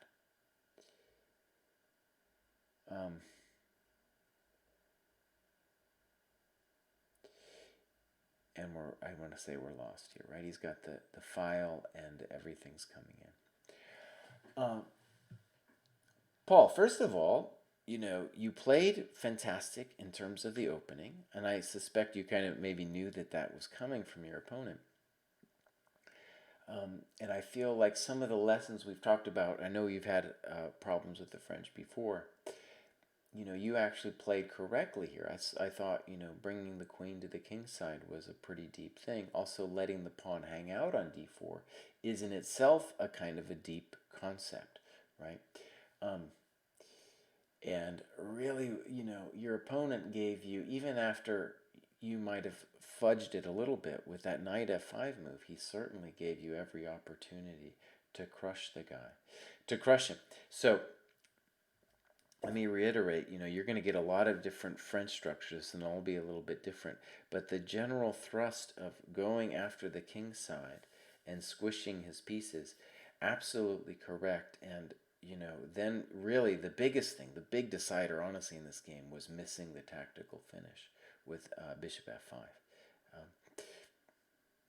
And I have a feeling that was just psychologically, you couldn't imagine giving up the light square bishop because in your mind it was holding down the position with the pawn on c2. Paul writes, I wouldn't be comfortable taking on h7 because that opens up against my king. And let's talk about that actually for a second, because that's also an important thing to realize. Our king is on our side of the board. And one of the reasons this is important is like, same thing with the King's Indian. The King's Indian player shouldn't worry about playing f5 himself. There's a lot of variations in the French where, you know, black is even castled long and he goes and attacks on the king's side still because that's his side of the board, right? So, of course, our king can always get mated, but for sure here, our king is not the one in trouble. Yeah, and then, of course, like I mentioned, you thought you had to protect the pawn on c2. All right, let's move on to Nicholas's game here. And we get a Colley system. Basically, let's like a Slav in reverse. And it's funny, it looks so pacific here, as in peaceful, but knight e5 is going to start the storm. And we've talked about things like this online. In general, we call this a Pillsbury attack. And the biggest feature of this is kind of like with Vishnu playing the Makagonov, is not necessarily some attack, though it can lead to an attack, but an attempt to squish the black pieces. And I think it's this moment where black has to perk up and realize that he needs to play knight e4 right now. That's by all means the right move. And I'm going to say black is roughly equal now. After knight c6, though, I really like white's position because black will not have any kind of knight e4. Some people will recognize this position from a similar one we get in the very popular London now, where the bishop is out on g5. And that certainly feels like an improvement to be out there on bishop g5. But that position is also very dynamic, and in those positions, black is similarly trying to land a knight on e4. Then black lands the knight on e4, this bishop will be doing something. At the moment, it's not necessarily doing anything. So, knight e7, g4, good move, and black plays g6. Okay. Now, as Nicholas notes here, g5 is by all means let's call it the traditional move, right? Or he calls it the obvious continuation. And the point is that really the knight on e5 is a forever knight now, right? It's never going away. And if it goes away, it's going to go away at the cost of opening up, say, my f file. But one tricky thing about it, okay, has to do with space. White shouldn't think to himself, what I'm doing here is I'm mating black. The mate might indeed come later, but it'll come when black tries to free himself because his pieces are terrible. I don't know where the knight's going to go. I don't know. Let's put it here, for example. But now this bishop is bad. This knight is bad. And now we don't have to worry about knight e4 anymore. And we don't have to worry about f6. So I assume there's a variety of moves that white can play. Coming to mind are some kind of queen move, and then some kind of knight move, or b3 and bishop b2. Both. I like b3 and bishop b2, honestly, because you just have these beautiful dreams of opening it up on the long diagonal. This is a miserable position. This is a miserable position for black. Okay. So let's go back to the game, and white plays b3, which in itself isn't bad because I think we're still on target for playing g5. Knight d7, strange, and we should still play g5 here.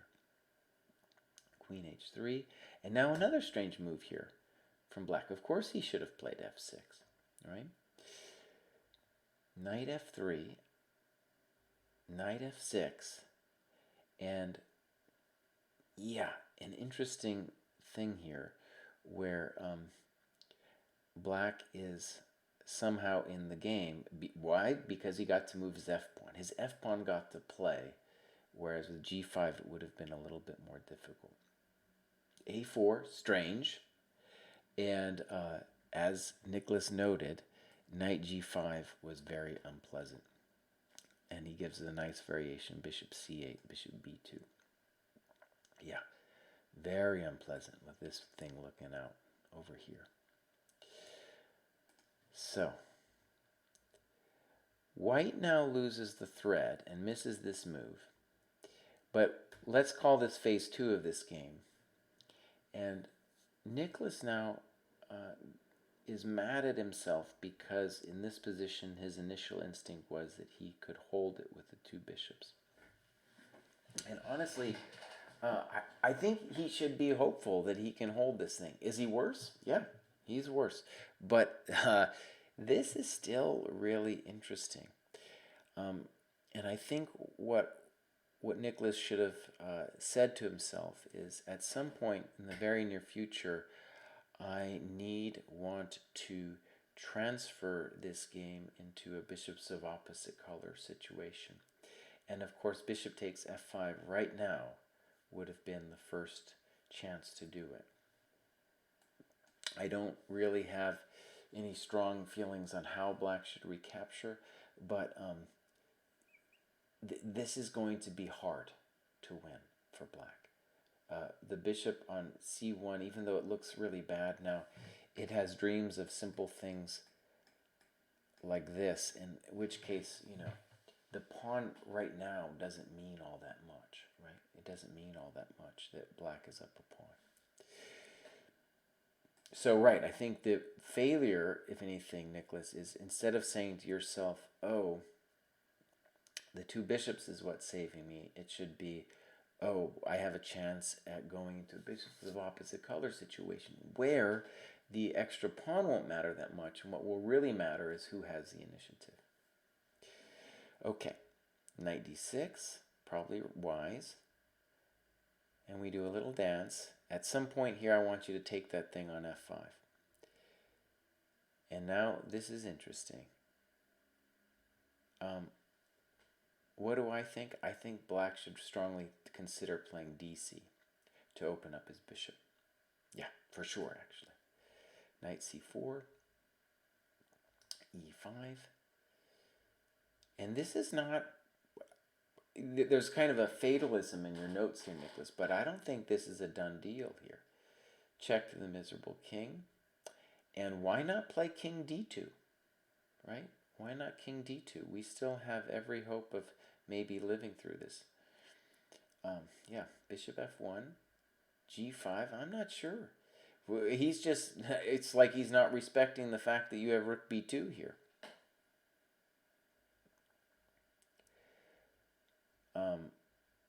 And now I think we're lost, because this is now the endgame we really didn't want, right? Where he essentially has two outside passed pawns. And yeah, it's just all over. There's a variety of ways for black to win this thing. So, interesting game, Nicholas. I like that you did the Pillsbury, and you really did have the optimal situation going there with the 95. And one thing I encourage you to realize is that that idea of the Pillsbury is around in a variety of different structures. And so one thing I did today is I organized the games a little bit. And the next game, Tim, who I believe is also from Scandinavia, he's black in this game. We're going to get the cousin of the collie. Chess.com calls this the collie, but to my mind, this is actually different. This is the Zukertort, or whatever you want to call it. Black copies. I'm sure there's many different ways to play this thing. And then 95, he sinks it in. So a very similar idea, really. c5. And white plays c4. I have some misgivings about c4. Yeah, I'm not sure you need to do it. f4 is the most ambitious. You might be able to play queen f3 as well, similarly stopping knight e4. Okay, c4, snip, snip, snip, snip, and now bishop c7, which I'm going to give the old...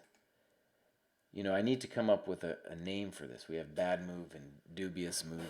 This is just, I'm going to call that the strange move annotations. So bishop c7, strange, because not clear you ever want to take the thing.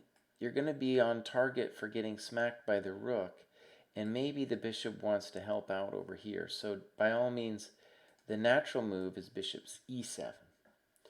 So, we have an analog there between your game and Luke's game. And similarly, in this game, your opponent's going to free your bishop later, when really he should be thinking, he has a chance, I think, to really knock you out, or at least make life unpleasant. c1, b5. Now, part of me likes this move, but the hard part is it's going to cost you some time, And then right here is where white could have played the simple knight c6. And he's just much better here. The knight is very annoying. He's going to be thinking about moves like d5. And if you take, he's going to start doubling on the c file. So close to winning. b4, on the other hand, a very strange move, where I guess the dream is, I don't even know what the dream is. I guess some kind of dream about using b3, using c5. And one of the things that's strange to me here, Tim, in the next several moves is, to me, it feels obvious that this guy on c7 needs to get out of there. He needs to either play here or here. In fact, I think there's about 2 or 3 moves coming up where I'm like, he needs to move. He needs to go. So, knight d5 is the first of those moves. Takes, takes. Probably white shouldn't have done that. It didn't make any sense to bring your bishop to d5. And definitely he loses the thread here with queen c2, because you correctly now play rook c8. And now your bishop on c7 looks like a genius, right? Because bishop h2 is not, bishop takes h7 is not going to work out. So he loses some time.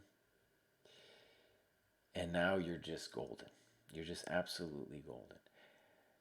So here again, why wouldn't you play either bishop d6 or bishop b6? It makes so much sense to me. And I guess it's because you're dreaming of mate. Okay. Bishop b7, rook c5. And I guess that's his dream from the whole beginning. And here's the next move where I have a problem with what you did. I feel like, of course, you should play bishop b6. Now, I guess you were afraid of like bishop b6, rook h5. But this is an example of superficial play, really, because the rook's out and you just kill it. You say, no, that rook's never coming back. And these guys are animals. You're going to play queen d5 soon. Toast, right? So instead you play g6. And I still like your position, but things are going to get a little weird. Queen here, queen e7.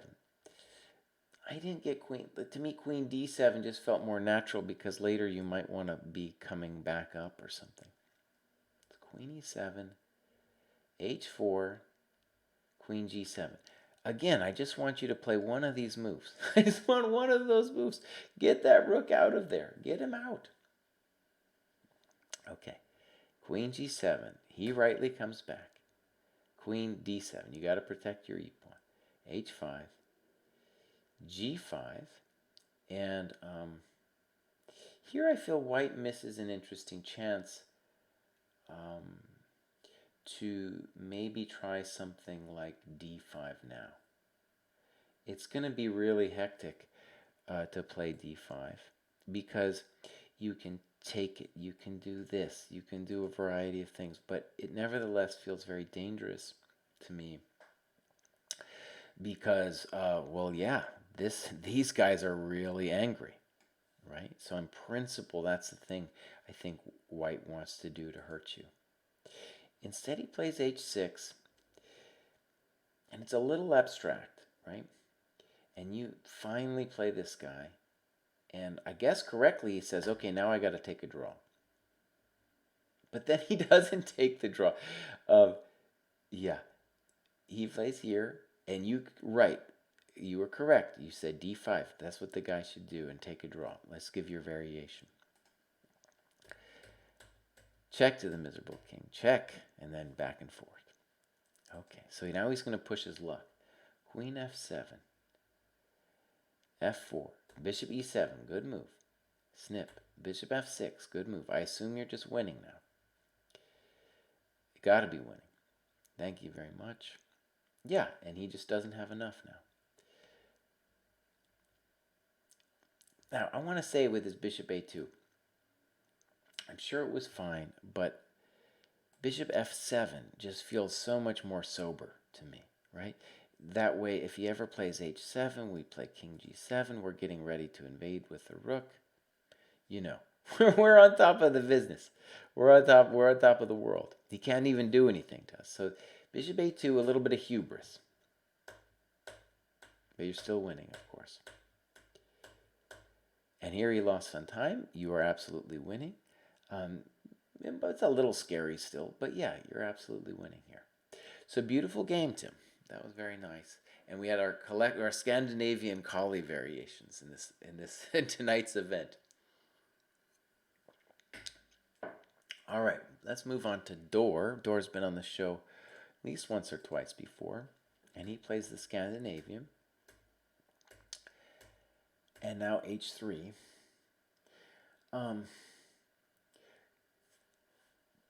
And let's just say the obvious, I don't know how obvious it is, but the idea of this kind of thing is for black after knight f3 to play bishop g4.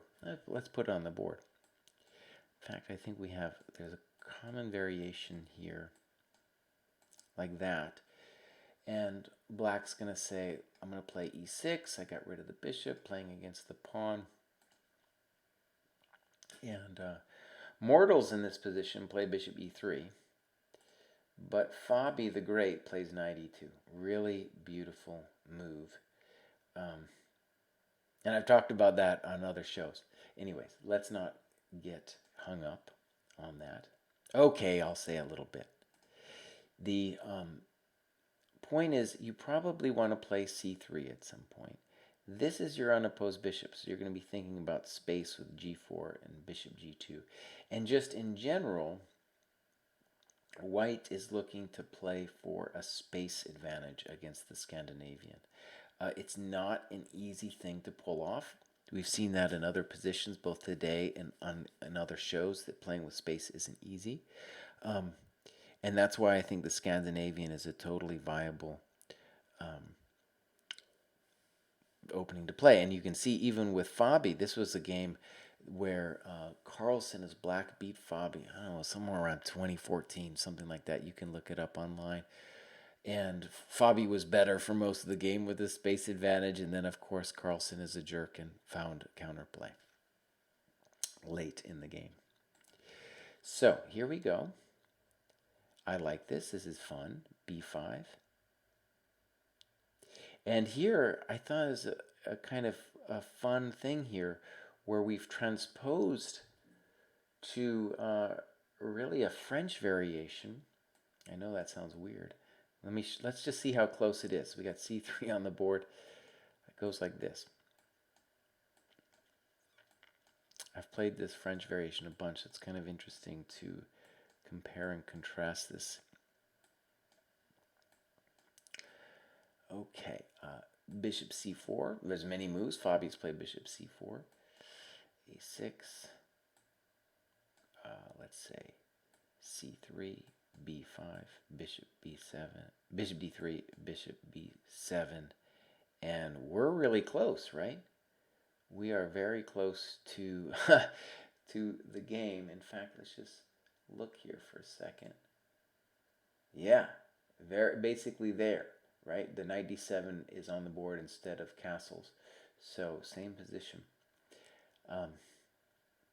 And h3 is basically meaningless because white wants to play h4 in these positions later anyway. Now, maybe we should talk about it because the idea, let's put up the French variation for a moment. The dynamic here is really interesting, and sometimes it's just b6. If for example, white had played just bishop d3, black would play b6 and bishop b7. But it's a similar dynamic where black is going to say, you know, this bishop is really cool, and if I survive the onslaught over here, my two bishops will be strong, and of course I'm looking to do things like knight d7 and c5. And it's important because in the game, white doesn't understand what's going on. In general, white wants to play things like queen d2 and castles long. You can play queen e2 in this position and also castle long. I've had a lot of games like that. In this position, though, where I assume white should play probably queen e2, he plays a4. And this is not correct. because now black's bishops should be very strong, and black's instinct immediately here should be to say, I'm not worried about you winning some pawn on the side of the board. In fact, I'm really interested in opening up the position for my bros, the bishop. So without thinking, black should just castle. And there's nothing going on for white. There's no taking on b5 anyway, just tactically. And even if there was, it would involve an opening for all of black's pieces. Okay, so rook b8, b4. Another strange move. I don't get it. He's weakening himself over there. Bishop c6. What should we do? We should castle. There's no taking on b5 anytime soon. Another move we could do, say, is castles, and just play bishop d5. You're doing absolutely fantastic. Play c6 next, and whoa, you've got a great position. So bishop c6. This is the slide where black is giving himself a little bit of trouble here. So queen e2, castles. Probably we want to play something like bishop e7. Instead we get this position, and now we're in trouble, right? Because the a file is now a severe thing, and really all we have is some kind of hope for queen d5, but queen d5 can be met with f3. So AB, f3, and here's definitely a mistake with f3. What should the guy do? He should be putting a rook either here, here, or here. I don't care which one he does. And then play the other rook over. And I would say it's probably winning. It's so uncomfortable for black at that point. So f3, and now black comes up with a very nice shot. He plays knight d5, queen d2, snip. And the funny thing about this position is, even though it's obvious that white blundered this, black's pieces are still so bad that white has compensation. Bishop e4, knight d5, rook fc1, rook a7. Did I understand rook c1? Not really. But okay, rook a7, rook a1. Good. That's where he should have been in the first place.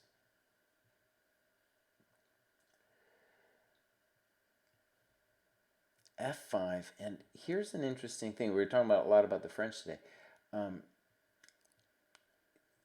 f5 is going to really create a situation where the knight on e5 will be especially dangerous on the dark squares, right? So it's going to be now a bishop versus knight situation, and here definitely the knight is strong. And what we just did too is now the rook is dreaming of entering all those squares over there on the king side. And so I think black's in big trouble here. Queen h6. Probably you want to play rook a8 immediately. Queen e7, h4, good move, rook a8. And right, now technically black is up a pawn, and this I thought was an instructive position. I've had a lot of sufferfests in the French in my life, and so I have a pretty good feel of the kind of thing white wants to do. And a really strong move for white now, I think, would be queen to g5. Really elegant in a lot of ways, right? Because you're just saying that your intention is that, well, if you don't trade queens, I'm going to hit you with h5 next. And if you trade queens, I've got this marvelous grip now on the dark squares. And this knight is dancing all around, and it's really hard to get, the rooks. Yeah. So I wouldn't say that white is necessarily winning yet or anything like that, but it's very hard to move. You can't play king g7. I don't think you can take, because then he's going to be threatening to take on c7 himself. And white, I assume, will be dreaming about simple improvement measures of his own if you do nothing, right? Hmm. And in fact, it's kind of hard just to do nothing in this position. Okay. So instead, white takes, and that's got to be a mistake. He won. Now he just gave up. Think about it. The white rooks were so much better than the black rooks, and so now it's white's turn to really start sliding here. King f2, good move. Good move. Now you're taking control of the game. Interesting, but I'm just going to take stuff.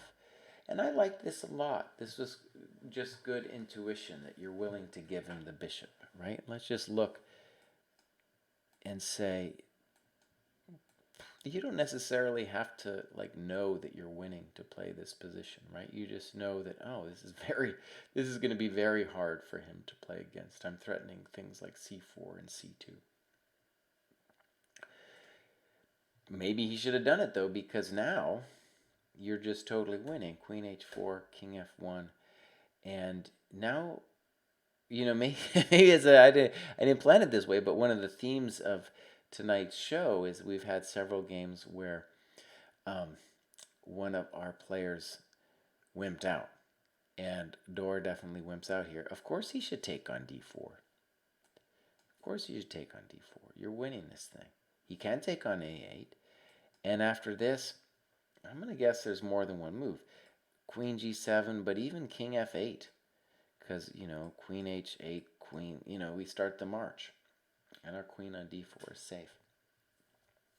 So totally winning. Missed opportunity,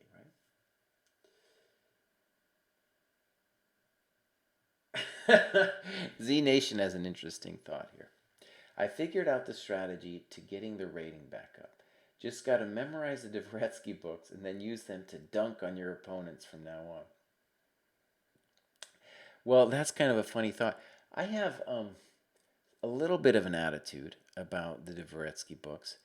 Not that they're wrong, but I feel like they give the wrong impression of what the endgame's about. What they do is, especially the big endgame book, is it gives you the impression that playing the endgame well has to do with memorizing a lot of algorithms, right? Algorithms for how to solve certain specific situations. And those no doubt will help you. But what you see in a position like this, let's just take this one as an example. Yeah, this might eventually devolve into some kind of technical endgame. But at the moment, we're dealing with improvement of the position pieces and thinking about what to do next and what our plans are. And it's not an immediately obvious thing. In a lot of ways, it still feels like a middle game too, because the knight is still, dancing around. And so much of, I think, of what beautiful endgame play is, teaches us about what the rest of the game is about. Namely, in an endgame, if you have a bad piece, let's say you've got three pieces here, because pawns aren't people, right? So you got a king, a knight, and a queen. If one of them is poor, that's really a third of your army that's terrible. And it's a big deal when you consider, in other parts of the game, that beginning players often don't feel in their heart about how difficult it is to have a poor piece. Because at the beginning of the game, there's 8 guys, right? And if you have one, a lot of times it doesn't feel so terrible to have one bad piece. And so they don't try to really nurture their bad piece. And I feel like that's one of the things that the endgame teaches you, and what is required to be a good endgame player is to really be hyper aware of the improvement of the pieces. And that's something the Dvoretsky books don't teach you. All right. All right, Dor. Yeah, I'm sure you saw Ghost. It's scary with the knight, right? And, let's be fair, you created the situation with the knight when you allowed him there on e5. Okay, let's move on to the next game. This is Matthew. He's black, so let's switch the board.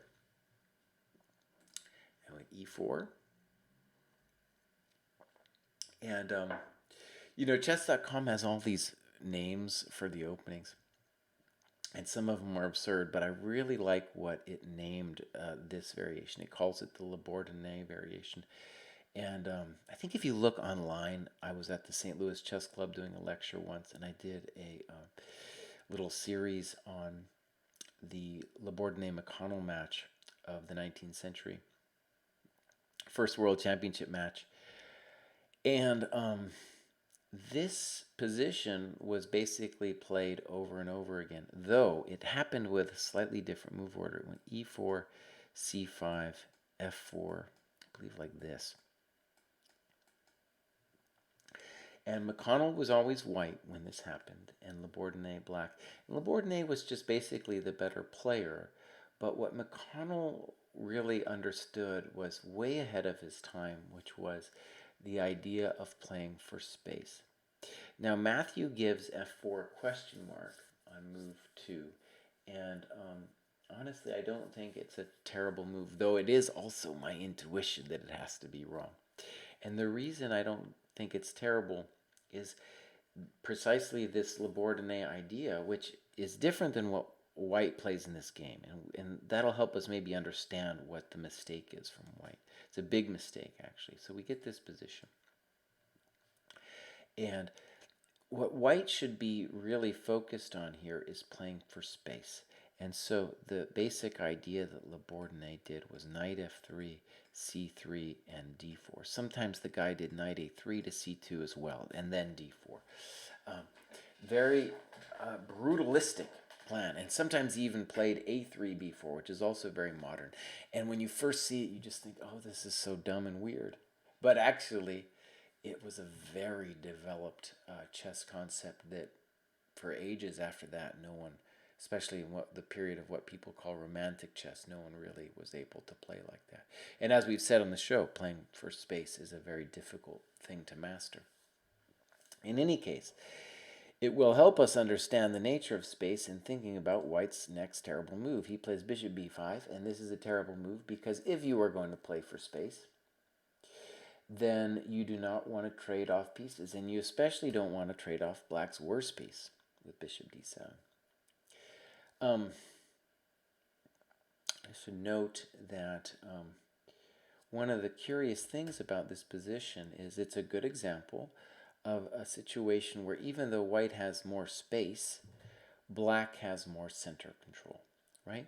I own d5, I own e4, I'm fighting for d4, right? So I own more of the big four center squares, and white in his dreams would like to push my pieces off the board simply by controlling all that big space. Of course, now I've sent one of my kids off to college. The bathroom on D7 is going to be much freer at 8 o'clock in the morning. People are going to be able to move about their business freely. No one's going to be screaming at each other. So this bodes well for black. Knight c6, you could have played d4 here as well. d3, knight f5. Now here's an interesting moment here. I just want to give a shout out here for bishop e7 before knight f5. That way, that when we do play knight f5, if the guy plays g4, we always have the out of knight h4. And remember, we want to trade pieces. We have a little bit less space, so we want to trade pieces. And so, I think McConnell would have played g4 here. That's what the guy would have done. And it's a little, it's an interesting game and yada yada, but white has more space. Don't give it to him if you don't have to. Now, h5, possible. I again like bishop e7, right? Rook e1. I don't like that move. I get why he's doing it. He wants to play knight d2, and he doesn't want the fork on e3, but come on, buddy, play queen e2 first. Your rook might have a use on the f-file. Bishop e7, knight d2, and castles.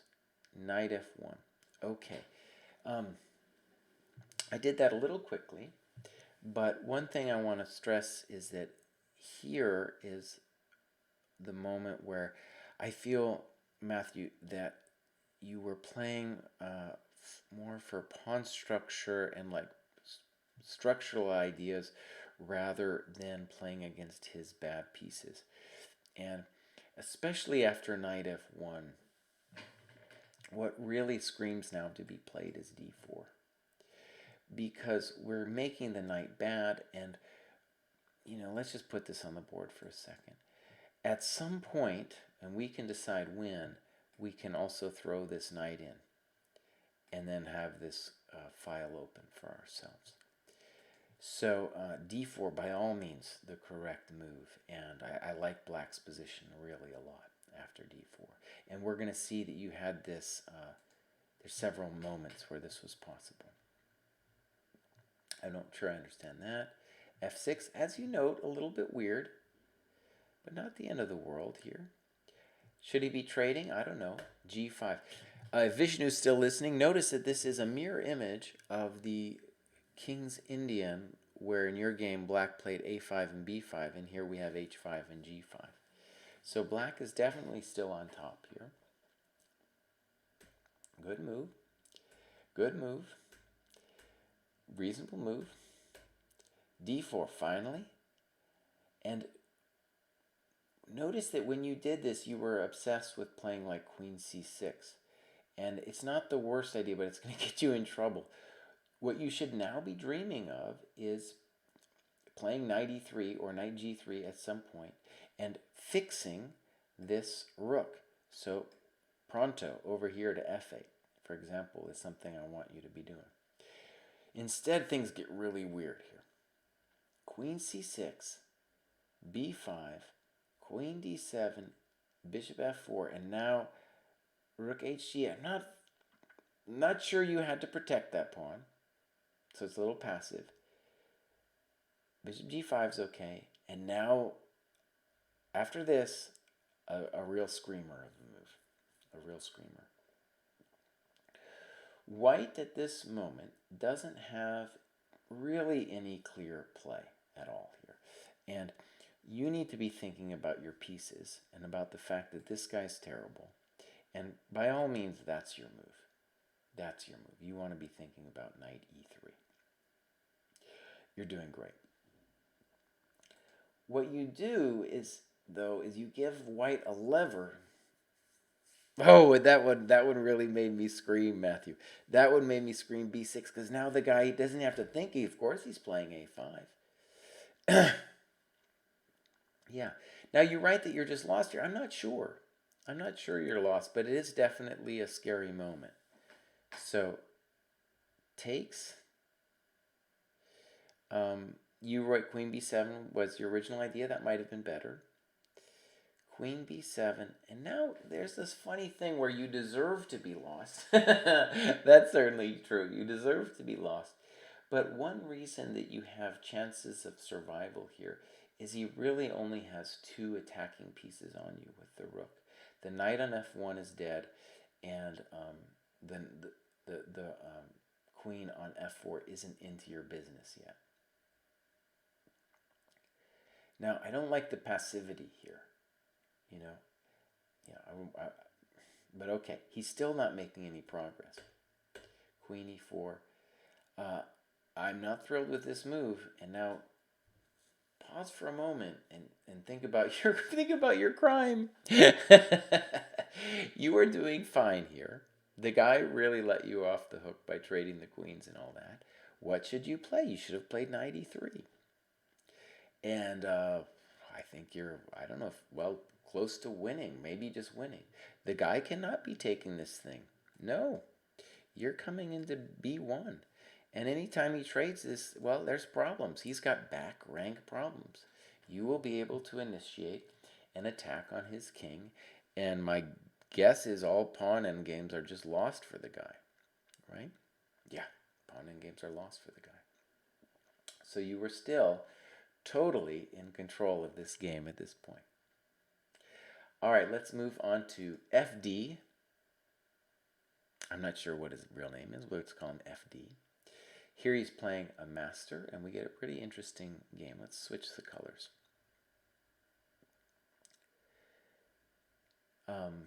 This is the traditional way to meet the C3 Sicilian. And we saw earlier the Perlstein variation with G6, which is also, let's call it a little unconventional, but fine. And I remember seeing this position when I was a kid and being a little shocked at what the right move is here for white. And this next move has everything to do with the fact that pawns aren't people. What white should play, by all means, is knight c3. And the beauty of this move is, really, if you don't take, it's a problem for you, first of all. And if you do take, then the first instinct might be, oh, he's got a weak pawn.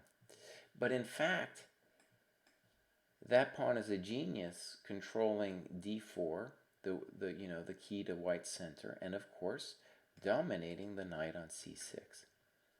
So that's kind of the, let's call it theory. That's at least, let's call it theory from the last millennium, but I'm going to believe that it's still correct.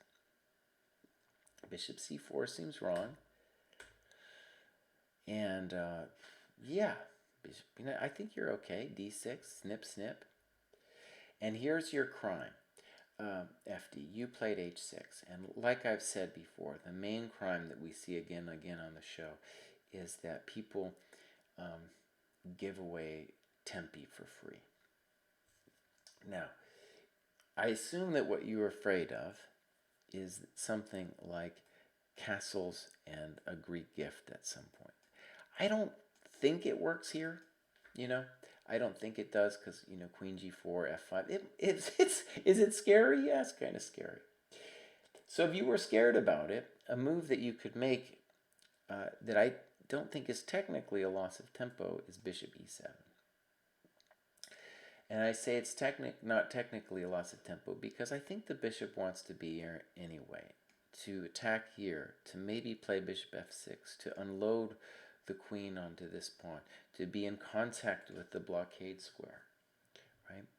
Actually, it's kind of funny that we were looking at, I believe it was Luke's game, and there, he played, the bishop was on b4 and went to a5, and yeah, this is the classical square for the bishop to be on e7 in a position like this, and I don't know, let's call it roughly equal. So h6. One of the things, FD, that you could improve about your game, if you just think about it, is you lose a lot of time and doing, going around and around, and whilst not doing that, you don't fix the bishop on c8. And that's a big part of your difficulties in this game. Right. So let's keep going. Castles, castles. Rook e1. White has a variety of moves he could do. And now knight d5. For example, one way to deal with your problems here would be to play bishop d7 intending knight b4, bishop c6. You could also just play knight b4 directly. Also totally possible, right? And you're just intending to play bishop d7, c6. Do you care if he comes and snips your bishop? No, you do not. Because this guy needs to be gotten rid of ASAP. If you don't fix that guy, white will just be much better with attacking chances against your king and better pieces. Okay, so here, watch the time that you lose here. Knight d5. Now, white's next move is honestly just totally strange. He plays bishop b1. Do I get it? No. He ends up playing a3 later, I believe, anyway, and this move, you could criticize me and say, Cry, you told me never to lose tempi, but the a3 is, in these structures, pretty well always going to be useful. With notions of bishop c2 and queen d3, just keeping the knight off of b4 is a very useful thing to do. There's other moves for white as well. I'm sure knight e4 is also playable. But bishop b1 is just weird. Let's give it the weird... I could give it this annotation here, but no, I'm just going to give it a bad one. It looks wrong, and I think it is wrong, because the rook on a1 is funny. if there were a reason to put it on b1, then then we could. Let's do a quick historical note just because it's kind of fun here. Um, I'm going to get the move order wrong, but the following situation happened in the Tal Botvinnik match. All right, it went like this.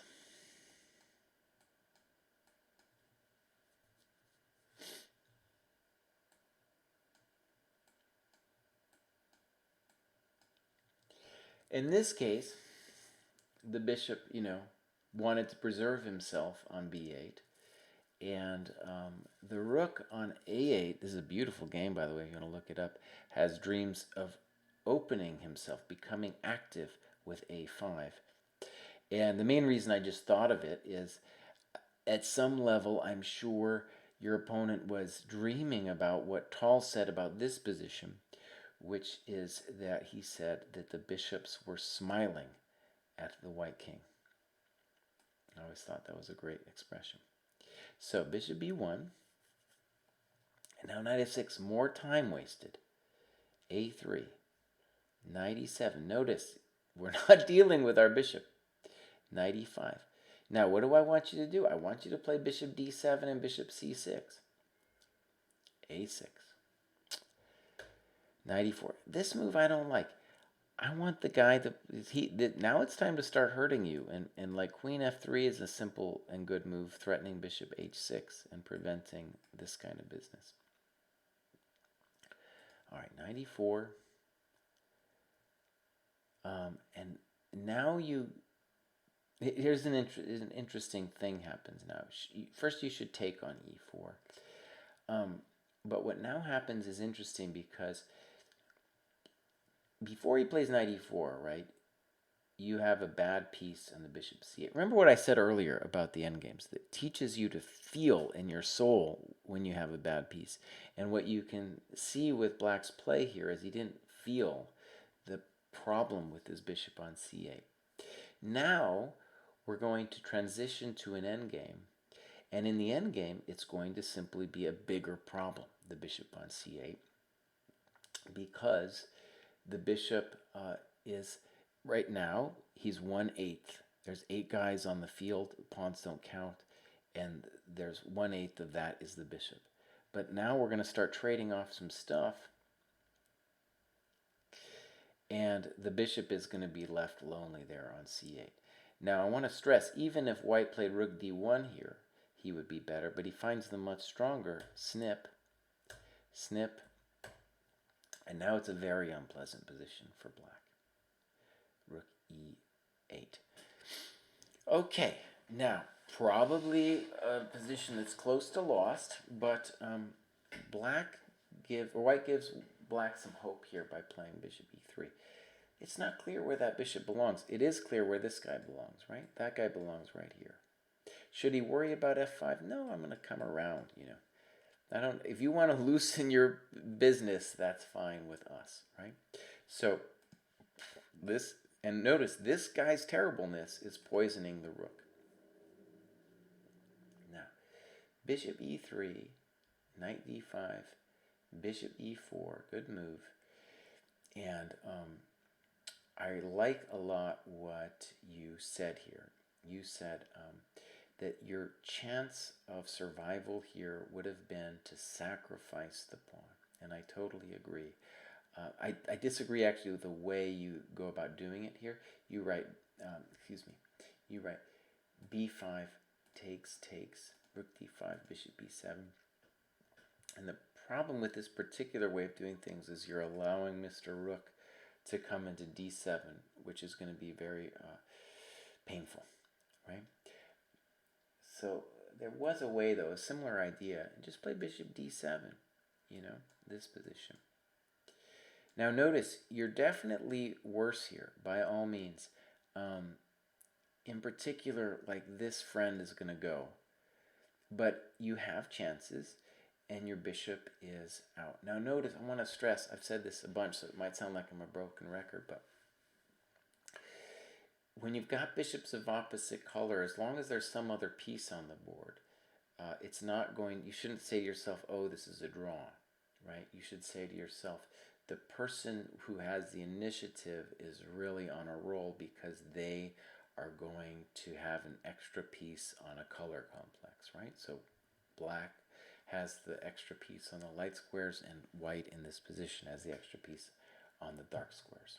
And of course, it's a, we got some weak dark squares, and white owns the d file. But still, you're not toast here. Whereas in the game, notice you're not solving your bishop problem. Bishop g5, rook d4. A little bit weird. There were other moves, but now a nice combo. Snip, and a little bit too late with the bishop coming to c6. If ef, there was bishop c4, so I guess you're lost. Instead, king f7 happened, checked the miserable king, and it's all over.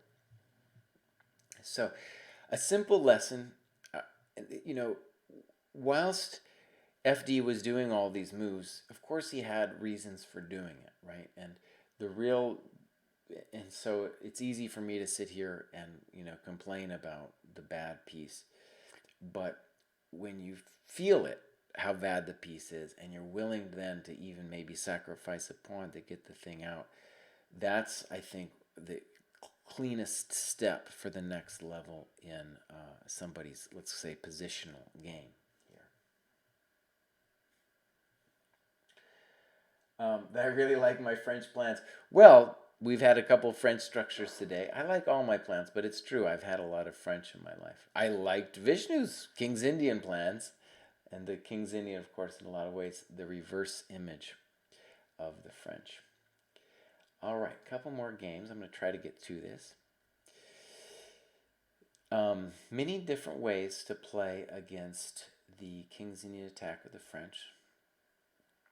And I played this myself as black in the last millennium.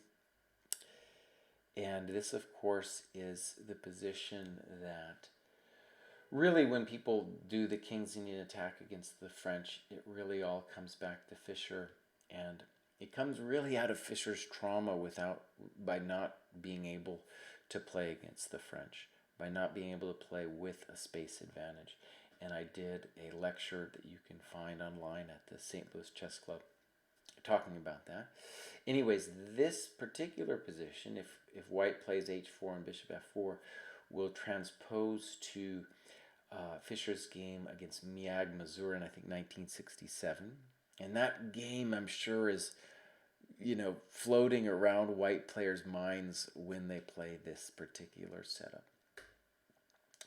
H4, b4, and Fischer played bishop f4.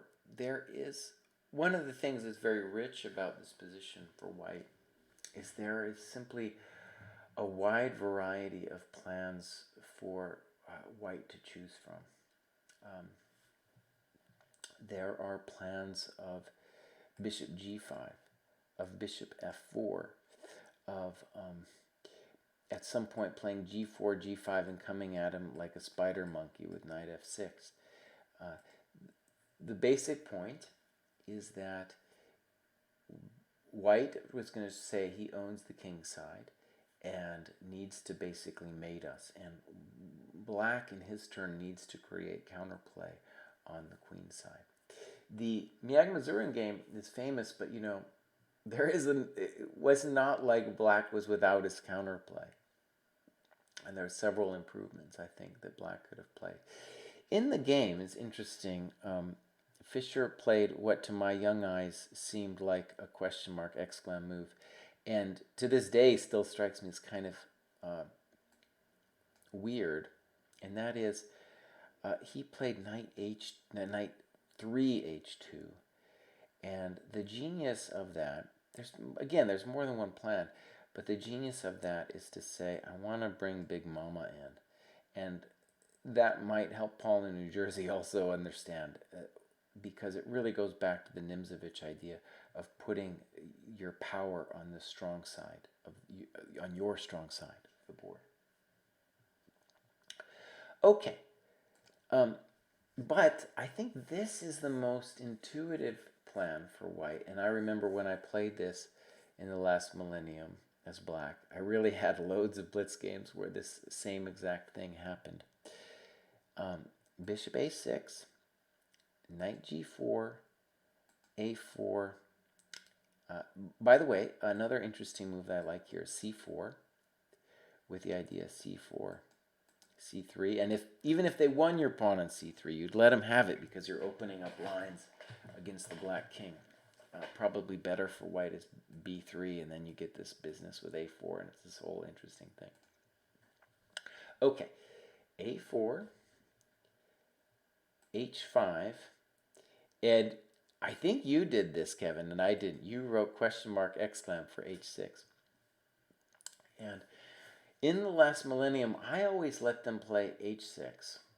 And I found, and they found, that it was very difficult to actually mate me after h6, g6. And I think a very standard position, I think there's going to be a lot of games in the database, if you look this up too, is a3, g6, knight a7, knight b5, knight c3. For example, maybe you here, here, here, here, here, here, and the knight is going to claim that we're at least pinning this rook down to this pawn. And yeah, it's an interesting position. And kind of like one good thing that white has achieved here is that by overprotecting e5, he's made it difficult for black to play f6. And on a practical level, that's black's dream, to break out at some point. The point is, though, even if you do this stuff, if you trade it off, even if you land a knight on f6 and I hide on h8, it's not nearly over yet. Anyways, that's a different story. You played h6, and my first reaction to that was, no, you can't. You can't play chess that way. Then I remembered I was having a discussion with GM Josh Friedel, and he said, yeah, that looks terrible, h6, but I've seen a lot of positions, we're looking at similar things to this, where it's actually very hard to crack. And I think in this game as well, that obviously you're inviting white to take on h6, but it's not a simple proposition. White bravely takes, let's call it the at least topical move. And here I don't like your next move, Kevin. I feel like it's hubris to try to keep this rook. Because think about it, that rook is just not as good as the bishop. Whereas if we play a move, I don't know, one of these moves, let's say king h8, you could think about h7 too. Now, if the guy takes, our queen comes to her man, and we're going to do something like queen g7. This guy's going to be weak. And the rooks, we're talking a lot today about two pieces versus the rook. Here's definitely a position where the rooks better be scared, because they're not doing anything right now, right? And those pieces are going to be jumping all over you pretty soon. So right, I didn't like rook e8. Queen d2. I thought f5, if you're going to play this way, it's probably correct. And now some weird stuff happens that was really funky. I have to admit, I was losing my mind looking at this. g4. I'm sure he has a calmer way to improve his position here. Knight g5, for example, comes to mind. I'm sure there's other moves too. g4. And now he does this, which I guess it feels like we're saying, okay, now maybe he's going for a draw or something. I don't know. Definitely not a draw, though, if you play knight f8 here. I feel like you're just much better after knight f8. As they say, with a knight on f8, you can't get mated.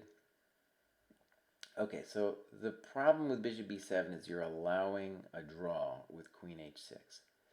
He does a little bit of draw action, then he does that move. And it's like he's playing with you or something. Because you just take the rook. I guess he's just going to make a draw. I mean, I didn't see anything else. So then this weird stuff happens. Basically, after rook e4 is so weird, you must have said to yourself, well, now I'm not going to give you a draw, right? And are you winning? I think so, yeah. time out. Uh, in this position, I didn't understand bishop h4 entirely. I thought there was something else. Rook a6 or something is going to be available. No, wait, yeah, rook a6 or something is going to be available to you. Okay. Check to the miserable king. Now he does this business. It's like he's trying to lose. I don't know what he's doing. And I think you correctly noted here with bishop f7, you're just up like 1,000 pieces. Rook e5, check, and now things start getting weird, but you're still, I think, winning. Is it scary? Yes, it is. But I think I would say you're still winning in this position. Of course, we can debate some of these moves. I wanted you to just play king c6 the entire time. C6 just feels more active to me. There you did. And now, I don't think you can lose. Well, yeah, I think you're winning after bishop e5. The bishop's an absolute monster, and his pawn isn't going anywhere. We're taking things. Yeah, looks good. I'm sure feels lost to me. And we will eventually attack his king as well. So things went nuts here. I didn't understand these moves. And he lost on time. So definitely a bummer, Kevin. Definitely a bummer. But that system that you did against the kings in the attack, I think you wrote at the beginning that you've had trouble with it. You can definitely play that way.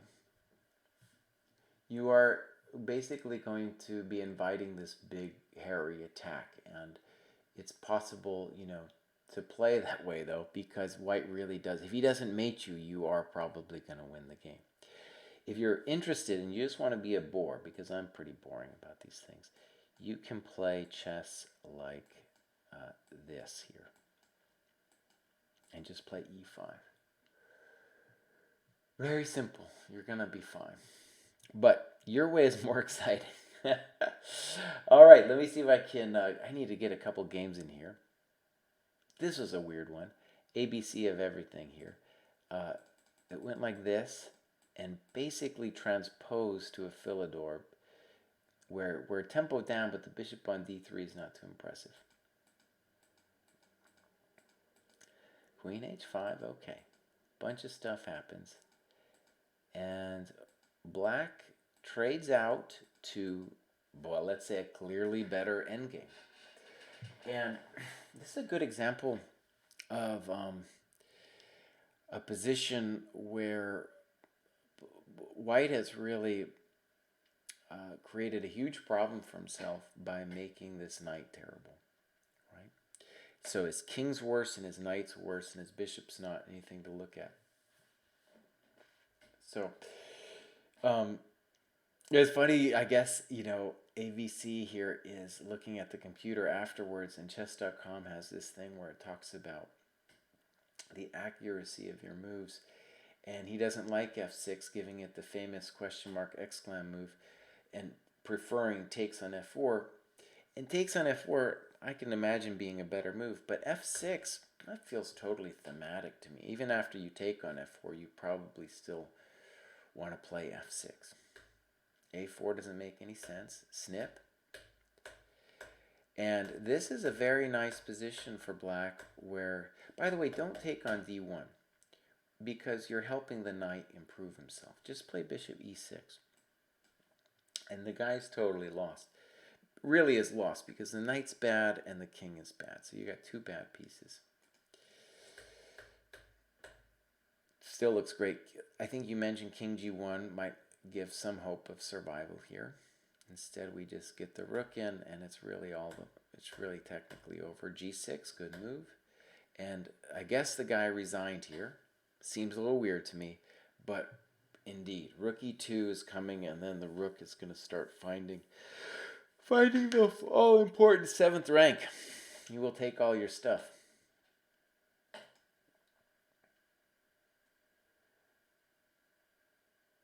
Dor says when he plays the French, he always plays the most hated line, the Fort Knox, which I assume is that early DE4 variation. Totally playable. You turn my Scandinavian to French. I can turn French into Scandinavian. Good, that's a good one. All right, here we go. This is the famous Amit. This is a quick game. It's a 10-minute game. Amit, my biggest advice for you is in your chess improvement, play some longer games. Write them down, send them in to me, and let's talk about it. So this, I played this a bunch when I was a kid, and let's say this knight d4, let's give it one of those weird move marks, right? It feels like it should be absolutely terrible, but it turns out that the pawn on d4 is not the worst thing in the world, and eventually some kind of d5 happens, and it's very difficult to actually go after the pawn on d4. In fact, probably best not to go after the pawn. So here we go. f4, little controversial because it's not clear what you're going to do over there. That definitely is a mistake, because now the knight, now this is the dream. In fact, we're going to say this is the dream of the bird's opening. Now black is in fact just better. Strange. Black took, I think, knight e3 with mildly similar ideas to Matthew earlier. But okay, black's also better here. d4, queen c2, bishop g5. Simple and strong. And now white blunders with c4, knight e3, and yeah, it's all over. Our structure has fallen apart. Queen d4, and yeah, the real bummer is we're just taking everything, and one of the reasons this shouldn't work out is that that unopposed dark square bishop is so beautiful. Now let's observe how white blows it here, and this is of course in a 10-minute game, anything can happen. He weakens f6 now by playing g6, and let's just say f5 would have been an interesting move here, because that's where you want the pawn anyway. You can protect this bishop, I think, all day, and if you need to, you can play f4. But okay, here we go. g6, knight e4, check to the miserable king, and all of a sudden white's given himself some grief. Rook h8, queen c3. Oh man, check to the miserable king. Thank you very much. It's all over. All right, I believe I have one more game here. I have so many games here on the... Uh-oh. Where's Rickards? Oh, I gotta... Guys, I'm gonna go grab Rickards' game here. Now, I always do Rickards' game last, and that is not out of any spirit of meanness, but rather Rickard is in Indonesia, and in Indonesia he is not able... That man is not able to watch any of our games here. That's the one I want. So he watches, like many people, I assume, on the replay, which you can watch, at my Twitch channel, or, of course, sometimes I'm not as good about it as others, but I put it up on YouTube because I think Twitch, you lose it after a while, right? You lose the, what do you call it? It just goes away. It doesn't store forever, whereas on YouTube it'll stay there till the end of time. Ricker is an older guy, like myself, and is taking up chess late, but is really working diligently. And he's very much improved since he first came on the show in two really important respects for someone starting out. He is no longer dropping stuff. And maybe a simple way of saying it is, there's three dimensions of chess. There's the material, which is the easiest to understand.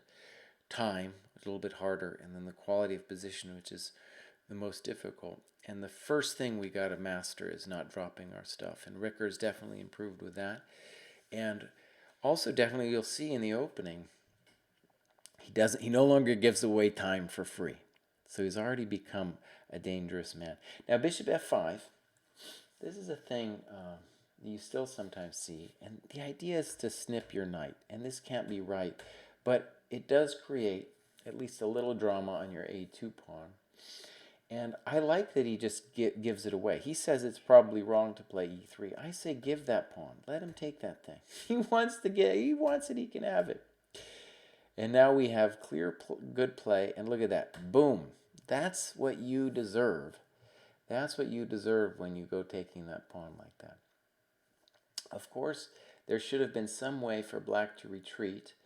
But I want to stress that even then, the better development and the unopposed bishop would have given Ricker fine compensation for his pawn. So, he's playing someone higher rated, and so what we're just going to observe now is him taking this guy apart. No mistakes, no hurry.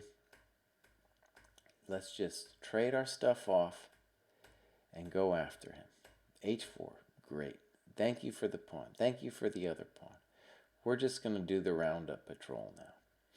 Right? He wants to weaken the king. Fine. Beautiful. Now it's going to be mate. And there it is. Brutalization. Right? Everything's falling. Yeah. Ricker writes, I didn't blunder. That is the main thing. Yeah. And I have several students of a wide variety of skill levels, and by all means this is the most important thing to master. And I'll speak for myself. I'm making this attempt at improving. If you want to watch me talk about improvement, I've rebooted my show, my Wednesday show, and now I've retitled it The Road Back to 2500. That is the peak from where I've fallen from, and I'm going to try to make it back as an old guy. And blundering is by all means my biggest problem too. I'm playing a lot in these open tournaments. I'm playing a lot of like 2,200 kids who are very dangerous, and even if I outplay them on the strategic level, I still have to finish them off with the tactics, and I have to be very careful I don't fall for any dirty tricks.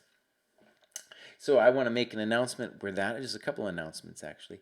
So next Wednesday at 4 Eastern, 1 Pacific, I'm going to have that show, and I'm going to be doing that every Wednesday.